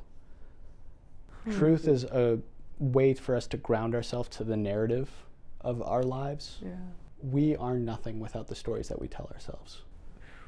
Imagine yourself right now with no memory. Whoa. It's hard to be when you don't have Yeah, memory. what do I do? Yeah. How do I do anything? That's great. Yeah. Who am I, right? What's my that purpose becomes a whole other thing. Do you feel like purpose is important to you? Or I don't know. I guess what does purpose mean to you? Or does it mean anything at all? Yeah, it does. It's a messy one for me. I think purpose usually takes two forms. Purpose is just this random colloquial term that we use that means that I feel okay right now. I think that's the way that most people feel, that when they're using purpose is I'm doing something that makes me feel content with life. Yeah. And then there's the shaman version of what purpose is. Yeah. And that can be whole big destiny contract stuff. Yes. With deep otherworldly things. That is a different kind of thing. But for the mundane purpose, that's just fulfillment in a different way of saying it. Totally. To me. Totally. Now that what you were saying inspired a new question. Okay, how do I phrase this? Did you see this type of work if you've accessed this through Journey or something, your soul contract or lifetime contract, is this a part of that for you? Yep. Did you see it in another way, from a 1,000-foot view, yeah, this is actually part of what I'm supposed to do here, to follow the path of healing other people? Yeah. Not necessarily as a main motivator, in a vague sense, yeah. Okay. The last time I did a lot of contract work, not that's funny. Because we're both I gotta change battery. We're both contractors here. So a little background about us real quick is we're both actually in the film industry, and both freelancers, right? Mhm. Yeah. And we actually met working on some films, some short films, and yeah, it's been cool. And then he saw my first episode of this season and called me up and was like, "Yo, I didn't know you were spiritual." I was like, "Yeah." And he's like, "You would like, well, I'm actually like a practicing shaman. Like, would you have me on your podcast?" I was like, "Hell yeah!" Like that feel like I only want to bring people on that are like are aligned. Like there's like some sort of like spiritual alignment and like curiosity and like something to learn, something to share and something to learn. So I was like, I'm all about it. And then yeah, anyways, so that's a little bit of context for why we're here. I love throwing in my podcast title every now and then into the episodes, so that's why we're here. Okay, continue with the contract work. Yes. So when I think the last time that I did any Destiny contract work was actually with my teacher's teacher. I did some stuff internally, just rewriting some things, but the last like big like breakthrough moment was I went in before I did my class in Eagle. So this was like over a year ago. And I don't know what kind of work he ended up doing. It wasn't something that I was trained in. And that's another thing. Sometimes you just kind of make up rituals once you get to a certain comfortability. Like everything that we did today was pretty mundane. Well, not mundane, like it's very standard for the way that I've been trained. Whatever he did, he forced me into a pseudo journey state where it was like way more cerebral. I was seeing like almost like flashing images and like fragments of what he was going through. And he went on a journey on my behalf. So he was holding my head and he was trying to get down through a bunch of different versions of me, not necessarily past lives or future lives, but potentialities. Ooh, different timelines, eh? Yes. And the one that he came across is very funny to put it out loud, but I was a puppeteer at like a county fair or something like that, and I was like very cherished by the community, and all of the little kids would like come up and like tell me their little stories that they want to be told, and like I was just there to facilitate these stories and fictions for everybody so that I can give them a fiction to like really believe in and really love. And then after he told me all that, he made a hard pivot and said there was also like a big rotund mammal and like you loved that thing. I'm like, okay. I was like, what kind? It's like I don't know if it was a groundhog or a capybara, but you cradled that thing and loved it. I was like, Aww. Okay. And then he said, I didn't have any context of, he was just telling me these things. This is what he saw, and he's like, that's the best version of you. The cradling? The guy cradling a mammal with the puppets. So there's this archetype.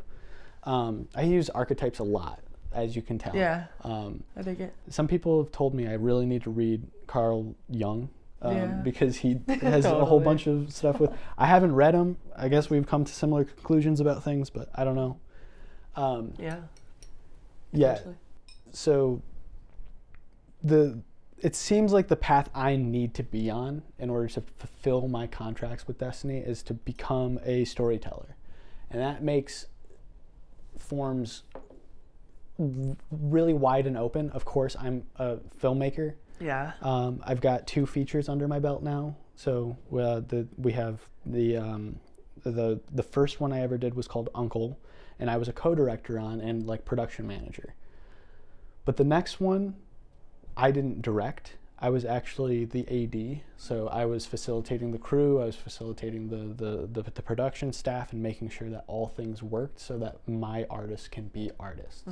So storyteller doesn't necessarily need to be, I need to be the person that's drafting and writing everything and like telling the story. I'm a facilitator to make everybody's fictions something real. Yes, and when you were saying that with the puppeteer example, I was connecting it to the filmmaking. Like immediately, I was like, "That's exactly what we do." Yeah, and I view a lot of the healing of this is kind of you integrating with that fiction of you. Yeah.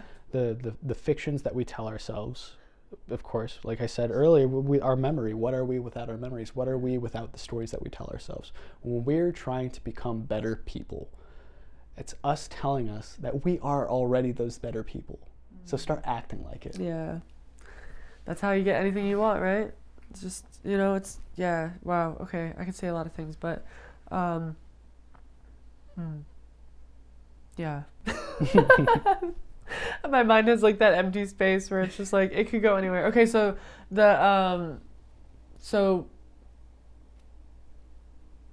yeah, the spiritual contracts and all that, yeah, no, you just said it. This is like the facilitating. Okay, so I'm sorry. You're fine. I'm like making sense of everything. Okay, so when he said that's your best life, or that's the best version of you, is that this version of you that you're doing? Like, man, I hope so. In a sense, right? I hope so. Right. That's so interesting. Because I went through some like very big changes after completing the medicine wheel. I quit my pretty well-paying full-time job as a concept animator at GM and went full-time at my own production company with another filmmaker that we work with, John. Like me and him. John? Which we're going to be starting a podcast, like not as spiritually focused, but definitely in the weird esoteric philosophies and stuff. And like, of course, this stuff's going to come out at some point. I hope that the podcast ends up being me annoying the shit out of him with like spiritual stuff that he's like not into. Close-ups on his eye rolls. Yeah. But yeah, like I really hope that is me taking the steps necessary to fulfill my destiny contract. Yeah. And there's a lot of testing that's been involved. A lot of decisions had to be made where are you really willing to sacrifice? Because what kind of financial stability does a guy that does puppet shows at a county fair really have? It's kind of a direct messaging is like, you might be worrying about the comfortability of your life too much, and you need to evolve in more important ways. Yeah, like trust a little bit more that your needs will be met. Right. So you can do your thing. Like there's just storytelling. That's what needs to happen. You don't need to be a big producer making like big movies or whatever. Like that can happen. Yeah. That's an option. But don't focus on that. Don't focus on just the ability of the finances of everything. Yeah. Hopefully that works itself out. Yeah, that's like divine orchestration, right? Yeah. So God's the big puppeteer of all those like little logistics of like the I believe. As you were saying, sorry if I interrupted. No, you're fine. So, I mean, I can talk about like the mechanisms of how the contracts work, but for that example, that was just, one of my teachers like diving into my different lives and like flashing through different things and saying, I don't know about you, but that one's pretty fucking good, man. Yeah. Wow. Do you have an animal at home? No. Well, I have reptiles. So okay. the big cuddly. Do you cuddle them? Yeah. My reptiles? Yeah. One of them. Shout out to Nunu. Nunu. Aw. So I would love to go into like the mechanisms. But also I had a question that popped up is like, did you experience any like resistance along the journey, along the path that you're taking, like whether it be self-doubt or resistance in another way? Like I don't know what form that could take, probably many forms. I thought all this shit was silly. I was still in that like super skeptical mind. It wasn't until I started really getting a sense of the utility of it that I can start transition that over to belief.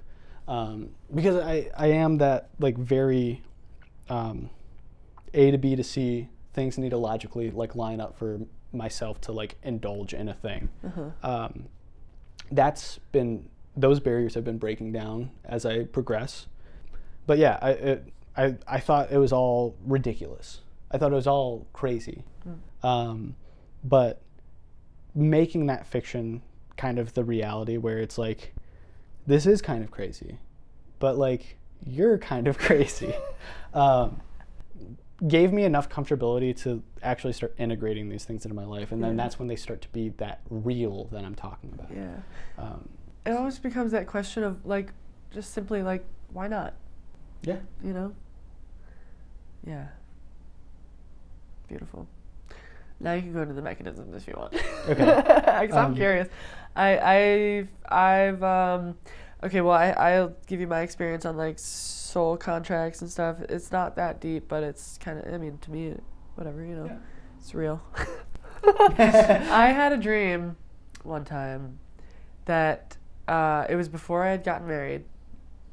And it was like him and I like signing a contract. And it, like, obviously that could be like, oh, it's a marriage contract. But upon waking up, I was like, motherfucker, like, that was a soul contract right there. Like, and that kind of, that was also before, you know, we had gotten married. So I was like, it was kind of confirmation to me that was like the right thing to do. And so that was interesting. Other than that, I mean, that was like the clearest like picture that I've been painted for that type of thing. But I've come to understand about myself some things that, like, you know, even just like different I guess on that level, like different relationships have revealed themselves to me to be like karmic, to teach me a lesson, or I teach them a lesson. And it's like that, you know, we needed to be in each other's lives to have those truth or those lessons, that growth illuminated, and those points of entry, right? So oftentimes we are mirrors. Well, we always are mirrors for each other, right? And so I've learned a lot of lessons through other people, but also on my own. So like on my own, I've learned that like my like, I don't know, destiny or whatever you want to call it is okay. I'll say this. I did have a meditation where I like projected. It was a guided thing, but it was like free in terms of like what I was seeing and stuff. It was like projecting 5 years in the future, 15, and then like 25 years in the future, 30 years. And when I saw myself, like, this is 2018, and I had seen myself in 5 years, right, from then, which is kind of like now-ish, or a couple years ago. It was me, like, you know, walking through a city with my headphones on, and, like, it was Detroit, I felt like, and kind of almost looked like New York, too, but I was like, nah, fuck New York, I don't, nothing against it, but also, like, I just don't ever see myself, like, living there. But anyways, so I was like, it was just me, like, being a badass bitch, just, like, walking all cool with a long black jacket and, like, headphones on, just, like, walking across the city street. I was like, sweet. And then the next one was me, like, teaching the youth a skill or, like, some philosophy. It was, like, a group, you know, and so I was like, okay, taking on the teacher role or, like, passing out knowledge kind of thing and like, that whole thing. And then the future, like the far future, like way into the future was like me in my mountain cabin, surrounded by the forest, you know, like home in the middle of the woods, and like me just like with long silver hair, a little shorter, a little like stocky, like whatever, and just like smiling at my garden, tending to my garden, and just like pure contentment. And I was like, that sounds like a great life. That looks great. So okay, that kind of became my like compass in a way. I didn't, like, you know, there were many times where I would just, like, kind of forget about that, but then it would come back, and I'd be like, oh, yeah, I guess I am still kind of on that path, like, okay. The more and more, like, things go on, I do feel more inclined to, like, teach at some level. Like, there was a point where I was going to be teaching video editing, and there was an opportunity for that. It didn't really pan out, but that seemed interesting to me.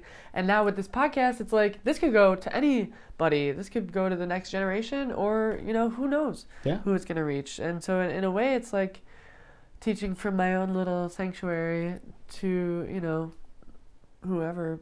But there's potential. Anyways, so, like, that's my projection of, like, where my life could go and stuff like that. But I do feel on some level, like, through my studies in, like, astrology and, like, other life path, like, studies, numerology, whatever, you know, all that. There's so many different modalities. But I've basically come to discover that I am like a leader, like a role, like also human design is super interesting.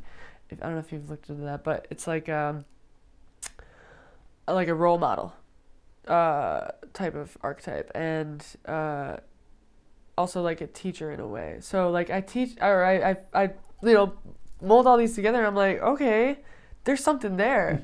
Like, I can't say exactly how it's going to look, but there's definitely something there. And then I found myself like, sorry, I'm diving so deep into me right now, but like, Oh, that's great. That's great. it's just flowing out.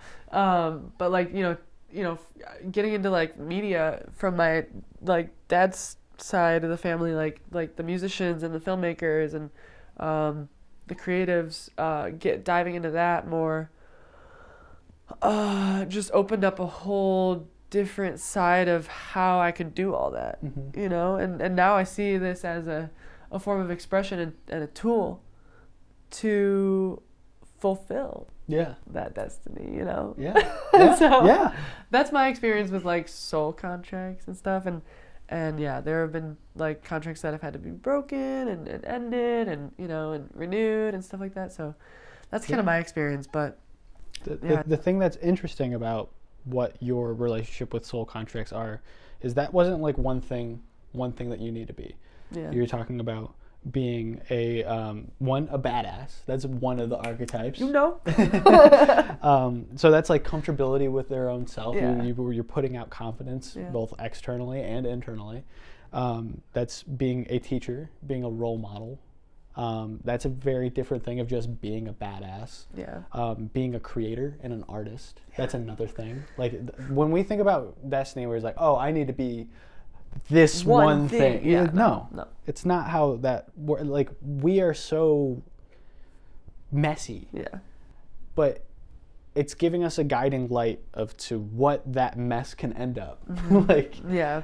Because I've also gotten huge calls to being a teacher. Right now I'm a teacher at CCS in Detroit.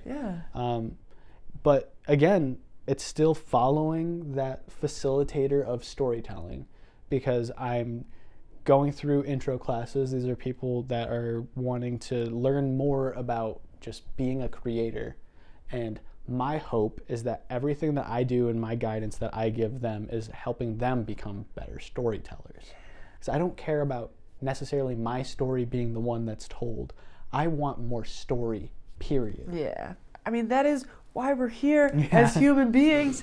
We are storytellers naturally, and that's how we carry on tradition, knowledge, you name it. That's what we're here to do, I think. That's what makes us unique from any other species, I think. Like, people say it's rational thinking and stuff, which, also that, but also, like, the art of storytelling and just, like, starting from oral to, like, written to... now we got a lot of different tools to tell stories. And the philosophy of language is really... We have the biggest vocabulary out of any creature. Like, there's language, but some of them are very simple. Like, my favorite example of, like, language in animals is, like, I think it's elephant seals. I'm just thinking about them now. They're the best. But their language is, like, names, and that's it. And it's for, like, this anime style, like, territorial, like, harem battles, so that the men can fight and, like, know who's on what bracket of, like, how everything's stacking up. Is like, oh, don't mess with Art because, like, that guy's a fucking he's winning every year. Like, you need to chill out and not fight that guy. Wow. Like, they have names, and the names have trends, and, like, I don't know. I think that language in all facets are, like, really, really interesting, which kind of goes to the idea that we are here for some kind of storytelling purpose. I think that coincided. I think the funny one to think about is, like, the whole stoned ape theory is, like, we, like, found mushrooms or, like, drugs or whatever, and we're like, oh, shit's going on, man. But I think more realistically, what ended up happening is, for whatever evolutionary advantage, we got the ability to know that we will die. And I think to be okay with that, we needed to very soon invent stories. Because if we didn't have stories, if we didn't have hope, what's the point of continuing when we figured out, oh, death? Yeah. Damn, that's super interesting. Now I'm thinking, like, animals don't realize they're gonna die? We don't think so. I don't know. I haven't seen any, like, evidence of that. Like, there's crisis aversion. Like, obviously, if you start running at an animal, most of the time they're going to run away because they understand like consequence to some extent, but we don't know how much of that is like understood in the capacity that we experience things, and some things are just like biological tickers. Right. Like you put your hand on a stove, you pull it away before you get too burned because you've already sent the signal. You didn't think about it. And that can go from generations, like that's generationally passed down, that it might not even be conscious. Right. It's just... I would love to think that animals have more conscious awareness than we give them credit for, but I don't know how we how can can know we that. verify except for like mind melding, like Yeah. like Mr. Spock. Like technically speaking, I can't really be sure that you're here. So like, how am I gonna know what a fox is like, feeling? am I projecting you? Yeah. Or are you projecting me? Like, you know? Yeah, I've totally went down those rabbit holes before. Yeah. It's fun. Yeah. Questioning reality. Good in moderation, I feel. Yeah. I feel. Totally. So interesting. I feel like the only natural place to go next would be like, what did we just do before we started recording? Yeah. Yeah. Do you want to take point on like what sure. your experiences were? So, sure. So to talk a little bit about what, you know, the energy healing that we did prior to sitting down for this conversation, that the reason being, because I'm open to it, and I was very curious, and I thought, we thought, what better way to have this conversation than to experience it firsthand, right? And like to see what's really going on. So through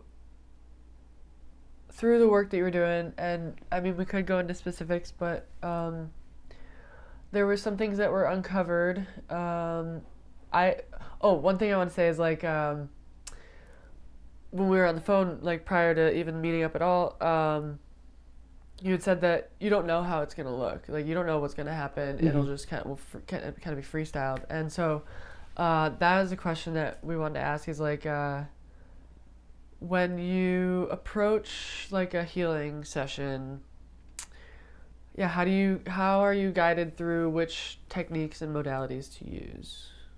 I mean, realistically, it's just intuition.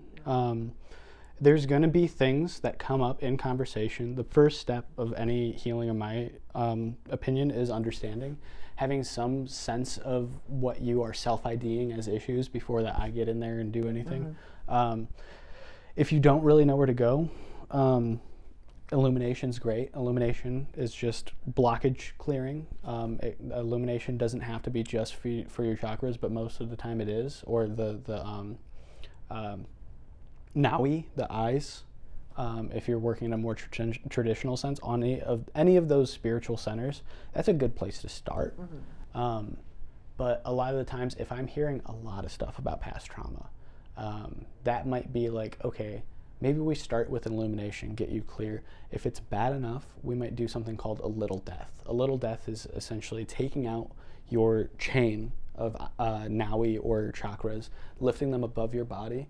It's like a factory reset, getting everything out, putting it back, and then we would, because we don't want to have something that has a ton of like negative energies when we start doing soul retrievals and stuff like that, because then that could be like, oh, this energetically, you're not equipped to handle the traumas that you might be facing. Yeah. So we would want to do some of those like clearings first. So that's always a good place to start.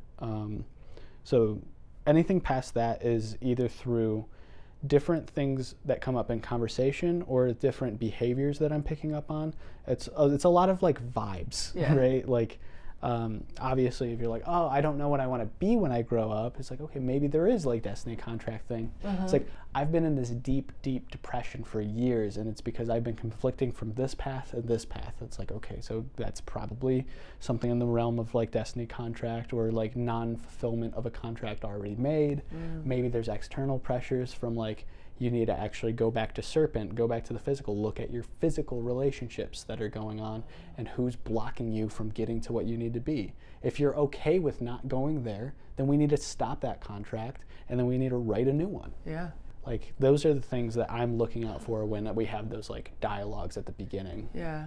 So when we had our dialogue at the beginning, what did, like, from what I said, where did you feel guided to like bring the attention to? My first thought was either doing preliminary work in order to get to a point of soul retrieval, because it seemed like your concept of letting go didn't have a ton of confrontation, which you later corrected me on. But I still think it would be interesting for you to go on a soul retrieval. It's just a lot to do, because we have to do like kind of the energetic prep work, and I need to make sure that you're not going to be like over cumbered in some way by doing some of that stuff. But I'm not too worried about it. You said that you did past life regression stuff, so we're already pros in a certain extent. I don't know what goes into that, but I imagine it's something similar. Yeah. It's basically like a hypnosis. Like, well, you transition through music and guided, like, you know, well, at least this practitioner was like, had this music going, and it was like there was like voices speaking through it, and it was like gradually bringing me deeper and deeper into like a more relaxed state, and to a point where I was able to not be consciously controlling my, like, where my mind was at. And she was able to guide me through, like, you know, putting my consciousness in different spaces where it's very more exploratory. It's like, what do you see? Like, you know, look down. What are you wearing? Like, and like, look at your surroundings. Like, where do you think you are? Like, kind of thing. And like, is there anybody around? Like, kind of thing. And then until basically going through all those details until you feel like that feels complete, and that like your soul has shown you everything you need to see there, and then you move on to the next one, and then it's like boom, you're in a new like fucking body. It's like crazy. But so tell me a little bit about, okay, we'll go more into like our healing thing, but tell me a little bit about like soul retrieval. Like, what, when someone hears that, like they'll be like, ooh, what's that? Like, you know. Yeah, I didn't even think of that. So soul and you retrieval. You mentioned something about also like your like 14-year-old thing, like so. Yeah, we can get into that. Yeah, take it away. That's cool. So soul retrieval, it comes from a very basic philosophy from my training that is one of the goals, and this can be another view of fulfillment in a way. One of the goals in terms of spiritual progression, or trying to become more equipped to handle life or whatever's after life, which in my opinion is probably just more life happens after life. But the goal is to become whole again. We believe that traumas, whether that's from this world, whether that's from this timeline, or if it's from some other past life, future life, some trauma happens, you lose a part of you, part of your soul. The soul retrieval is confronting that moment, that piece of trauma, in a way that you can acknowledge it for what it is, accept that that happened, integrate it back into your narrative, your story as a human being and as an entity throughout multiple instances of beings, and it makes you whole again. You get that piece back. You're getting soul fragments in a sense, and that seems to be like what we're trying to get towards. In a lot of different areas of Buddhism, there's a kind of concept, like everybody knows about nirvana, but I don't think a lot of people really understand what nirvana is. Enlighten us. Good one. Like, the way that I understand it is we're trying to reach a state of non-attachment, but non-attachment in a sense of like, oh, I don't have supercars. That's not non-attachment. Non-attachment to me seems like it's being at one with suffering. Like the very fundamental things about Buddhism seems to be that the universe is some sort of suffering. We can't get around that. We need to integrate with that and be okay with that. Like, live in the suck. Yes, because most people run away from it. Like, they numb it. They, you know, like, I mean, I've done it. Yeah. Don't do it anymore. But yeah, like, we run away from it. We try to escape it, when really we should be learning from it and leaning into it and like, integrating it. Yeah. Once we're at a certain point, there is no good. There is no bad. There just is. Yes. I was saying that on the left. Yeah. Yes. Yes. That was a huge thing that I had let go of this year, or for the last couple of years, is attachment to judgment itself.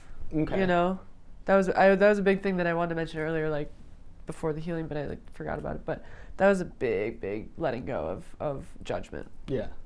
That's supposed to be a part of the path of the shaman. But man, there's some things that are judge-worthy. I'm getting there, okay? I'm working on things. We're just ourselves, you know? Yeah. But once you get to that, like that point of complete non-attachment, you're thought to be in nirvana. And different forms of Buddhism think different things, but I think that there's like a rough translation that means being blown away. That's your way of ending reality for yourself. I know there's like the samsaric ideas with like Tibetan Buddhism, where you're like actually evolving past the cycle and you're becoming the Deva realm, the actual God, the Buddha. Like the thought is that Buddha actually became a deity and a god. There's other places, I can't name them off the top of my head, that don't think that. They think that Buddha just escaped. And like that cycle of being okay with suffering is the way that you end the cycle for yourself. You exit everything, nothingness. Wow. Yeah. So not quite what shamans believe, but similar concept where we're trying to become whole again. We're collecting those fragments so that we can become more whole, but we don't necessarily have big claims of what that means when you do become whole. It could be that you just integrate with Aini, the sacred reciprocity and all that. You become a spirit for that reciprocity, or you become a part of the great fabric. I don't think that there's like big claims one way or the other, and I don't necessarily care. Yeah, we don't really need to. The way that I'm going, I don't think I'm going to be fully put together by the time I'm done here. So like we're more adventures ahead of me. Yeah. So we're doing the best we can with the time we have, right? Yeah. Okay. That's cool. Such a like lame way to sum that up, but no, that's really interesting.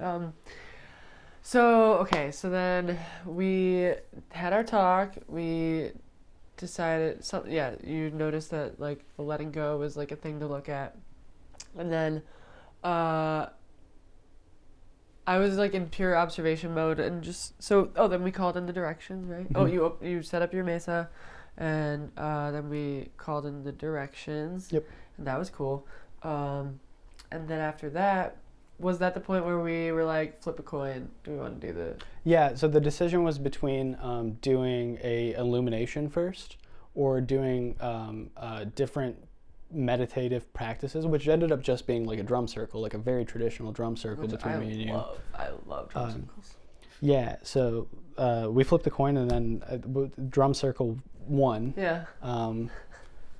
And yeah, so why did we go to the drum circle? Is like because you felt not confident in your methods of meditation and wanted something different? Right. Yeah. So there was, you had asked the question about like, do you feel any blocks, between you and like basically, the spirit, like accessing the spiritual realm, or something along those lines. I'm not saying verbatim, but it was, and I was like, meditation is like a challenge for me. Like when I sit down to try to like, clear the thoughts and get somewhere, it's pretty difficult. But I do have more success getting specific things done when it's guided. And so I don't do it enough. I mean, that's me like criticizing myself, but, I could do that more, right? Mm-hmm. And then so, and I have drums and I have these tools and I don't use them. So that's like on me. But like, this is like a beautiful refresher where it's like, don't forget you have your tools, like you can do this yourself.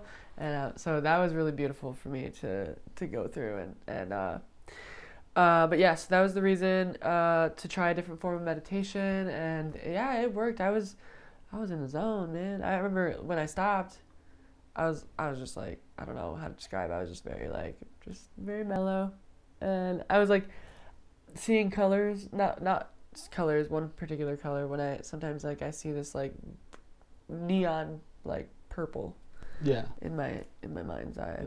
The thing that was important to me about that was that it wasn't guided. Like I started the drum beat, and then you followed suit, and then you kind of took over the beat, and at the end I completely stopped. Yeah. Because that was the thing that we wanted to work on. Was I have difficulties when it's not guided. Oh yeah. Thank you. Yeah. I didn't even realize that. Yeah, and then I just kept going, and I was like, okay, we're drumming. Yeah. So just the different like modalities of approaching meditation, because I don't meditate the same way every time. Yeah. There's ones where I want to like kind of break the ego more. So I like scrying. I didn't bring like any scrying tools. I got a big old plate of obsidian that I just stare at until like my face looks weird. Yeah. I've heard some interesting things about that. Yeah. But I'm not here to judge or anything. I've never done it myself, so I can't speak on that, but yeah. I use it as a meditative practice. I'm not inviting anybody. Okay, in. yeah, that's there's a lot of stuff with that. But yeah, I don't tend to touch that.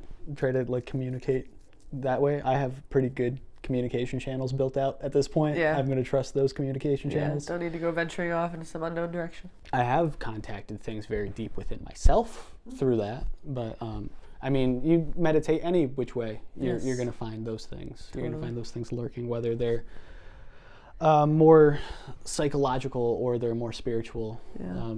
Those seem to be different flavors to me, you know? Well, they were different directions too, the psychological and the spiritual. Mm-hmm. So yeah. Yeah. Interesting. And then what was next? We did the quick energy scan before the illumination. Yep. That showed which chakra point, chakra center. Well, that was a part of the illumination. Yeah. When I'm feeling out different fields, that's just like a way for me to track what direction I should be looking in. Yes. Oh, yes. Yeah. So then you said the hummingbird. Yeah, at first it was the hummingbird, so I thought this was going to be something like spirit adjacent, like something subconscious, not quite like high divinity stuff, but definitely in the more esoteric. That's where I thought we were going, but once we actually got into the illumination, it ended up being more physical and tangible and more like directly actionable. Because, you know, when you got problems in hummingbird, you're just like, all right, so you got to go talk to some guides about this. You got to start like, or that would be a point where I start journeying on your behalf and like informing back like what things are saying or like. Yeah, which is, you know, we talked about doing that at another point, which will definitely be cool. Mm-hmm. And I appreciate everything you've done for me today. Yeah. Just as a little side note there. So yeah, then during the there's that, and then the illumination was sending you pings at different energy centers when you were going over them with the pendulum, and during that I felt a couple moments like I remember my eyes were closed, but I remember seeing through closed eyes like the pendulum like hanging out up here, and I was like, cool. And there was like some feeling, I don't know, something there. But then I remember also feeling like a tiny, like really momentary, super momentary, just like just little buzz or zap or something, or when it was like, I don't know, around my sacral or something like that, sacral chakra. I was like, oh, and then, but so you asked me to guess afterwards. You were like, guess which one I found something in, and I was like, third eye and sacral, and he was like, actually no, like yes, but no. Because I did pick up something in sacral, but like the attention was like, you should probably focus up here. Yeah. Right. So I guess there was a big something in my throat chakra, communication center, and so we worked that out with my chosen stone. What is it called? Inkaichu. Inkaichu. Yeah. You can call them stones. Okay. They are stones. Inkaichu. And so we worked with that, and this. What is this? Crystal quartz or clear quartz? Yeah, it's just clear quartz. I think they call it a Vogel crystal. Like the way that I was taught, you're supposed to actually have like 12 faceted, like very pointy, like very clear. And I'm like, this works. Yeah. It definitely. Yeah. As soon as I held it in my hand, I was like, "There's something going on." Yeah. I don't know the words to describe it, but it was like. That's a way for me to just like clear out stuff. Like I just start spewing out Yeah. the nasties. Yeah. Man. I definitely felt something before this one was even in my hand. I was just holding that, and I was like, "Oh man!" It wasn't like warm or anything like that. It wasn't. After a certain point, it was like gotten colder or whatever. But there was a moment where it felt like magnetic keeps coming to mind, Okay. but it like in like a I don't know. It felt like metallic almost, like it was like I don't know. Yeah, magnetic maybe is the right word. Like machinery? I honestly don't even know how to describe it. Okay. It's fair. just a feeling, I guess, now. But yeah, that was like pulling stuff, and then this was like giving me stuff. Yeah, this kaiju? Yeah, in kaiju. In kaiju. Okay. Yeah. Okay, so then basically that was really interesting. So we were working on my throat chakra, and you sense this like stagnant energy there. Yep. That you ended up pulling out, which I appreciate. And then we talked about it after, and was like, "What do you think that was?" And I was like, "Oh yeah." During that, I was like, "It feels like self-restriction, you know," and that it just came through like a couple times. It was like, "Say it out loud." I was like, and I was like, "Say it." And I was like, "Okay, I guess I'll say it." It feels like, you know. So I ended up saying it out loud in that moment, but yeah. It's a funny thing to be like trying to force yourself to say. Yeah. You're like, well, I don't want to say it. Yeah. Like, self-restriction? No way. Yeah. Exactly. Yeah. Oh man. Wow, I didn't even think about that. Yeah, so that happened. And so long story short, it was like a channel clearing for my communication, and that was what needed to be looked at today, and I'm super grateful. Yeah. And here we are. I'm spewing, but I keep looking at this, and yeah, we didn't really talk about yeah that. Here's something that was made. my sigil. He drew this with some ink on some, what is it, hemp paper or It's herb paper? Herb paper. I get it from my teacher Jordan at his shop. He's got it. Yeah. I bought a whole bunch of it from him. Nice. And so he does a lot of he's mentioned already sigil work. And I guess tell people what a sigil is if they don't know about it. I like to think of sigils as a very compressed intention. It's more of a chaos magic thing than a shamanism thing. It's something I picked up from being on the chaos side of things. But the way in which I believe that this works is that you get a intention and you compress it until you make it very thick, I guess is a way to think about it. I then want to transpose this into a form that I can remember. So not only this compressed large intention, but also this form of mind. And I'm going to study this sigil. Well, that would actually be your job for this sigil. Yeah. Study this sigil in form so that it can become part of my subconscious. And over time, that subconscious memory of that thing will break down. And I believe that's you're passing it off from the front of mind, like your conscious experience, to your subconscious, and the subconscious is going to start to do the work. So in a funny way, there doesn't necessarily have to be anything metaphysical about this practice. This is a passing of behavioral things that you want changed, things about you that you want changed, that gets passed off from one side to the other, and the other is going to do the work. It's exhausting when you're trying to make those lifestyle changes to be very policing of yourself about all of these things. So this is one way that I like to try to fix some of those issues. Yeah. Make it easier a little bit. Give the work to your subconscious.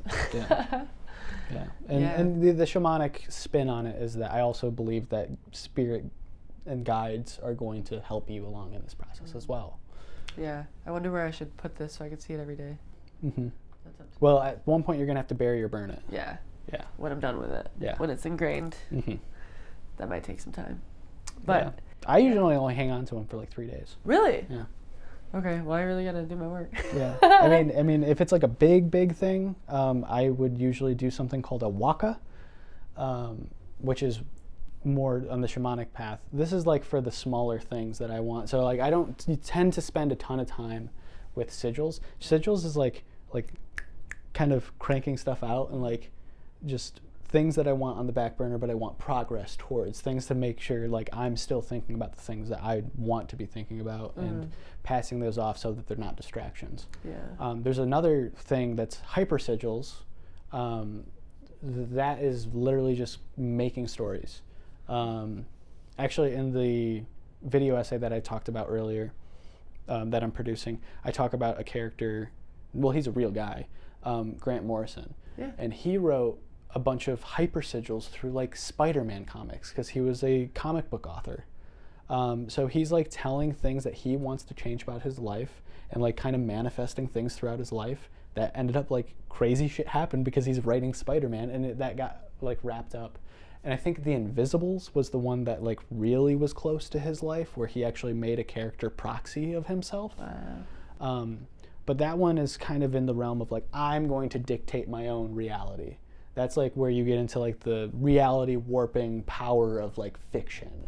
Like that's up there in terms of like, okay, you might be crazy, but I mean, you might be onto something. Yeah, totally.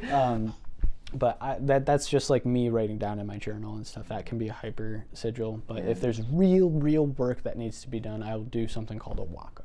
Okay.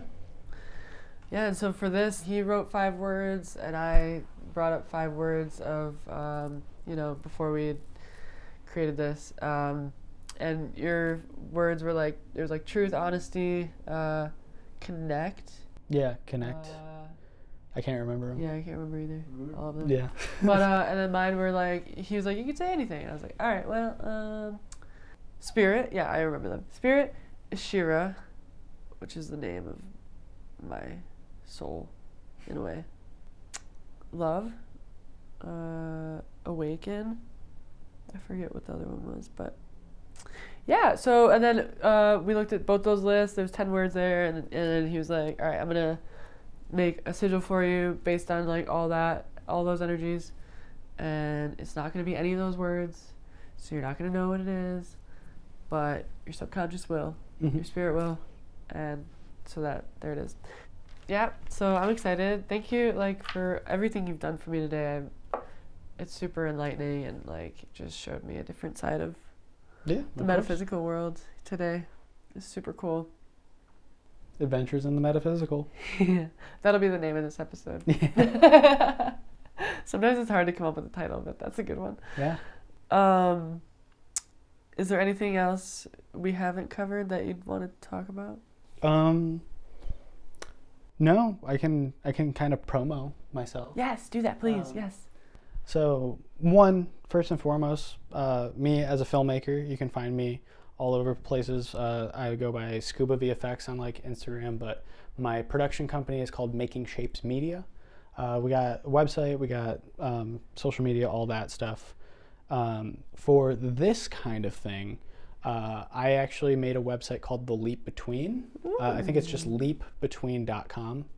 I haven't made a bunch of socials and stuff for it yet, but there is where you can contact me about doing this kind of work. I do some remote work. It's a lot more limiting, of course, than like the things that I can accomplish here. But I can go on journeys on people's behalf. There's ways in which I can connect in some way. I end up actually doing sigils to anchor myself to that person remotely. I'm also learning about chompy stones, which is another way to do like remote healing stuff that I'm getting more familiar with. But whether it's in the Michigan, Detroit-ish area, I can come out and do some healings, or if it's remote, there's ways of doing some healings. Some people think that they can do all of it. I don't think that's just not not really realistic. It's definitely not reflective of my experience, Yeah. but yeah, leap between and making shapes. I love those names. Oh my gosh. Yeah, check them out. I'll put the links in the description. And yeah, I feel like, do you feel complete? Yeah. Do you feel fulfilled? I feel fulfilled. Me too. I just want to thank you so much for like everything today. This is a really, really cool conversation to have, and not only this conversation, but also the prior healing work that you showed me was also very beautiful and illuminating as well. So absolutely. I just want to say thank you so much for even having the idea to come on here, and me saying yes, and like I just want to thank both of our spirits and like all of our team, like whoop whoop, celebrating. Having a big party in the spirit realm right now. Like, yeah. whoop. All right, but yeah, so that's a wrap on this episode. Thank you so much. Yeah. Thanks for having me. Yeah. Until next time, go check his website out, his social medias, all that stuff. Go follow him. It's definitely a cool motherfucker. All right. Peace.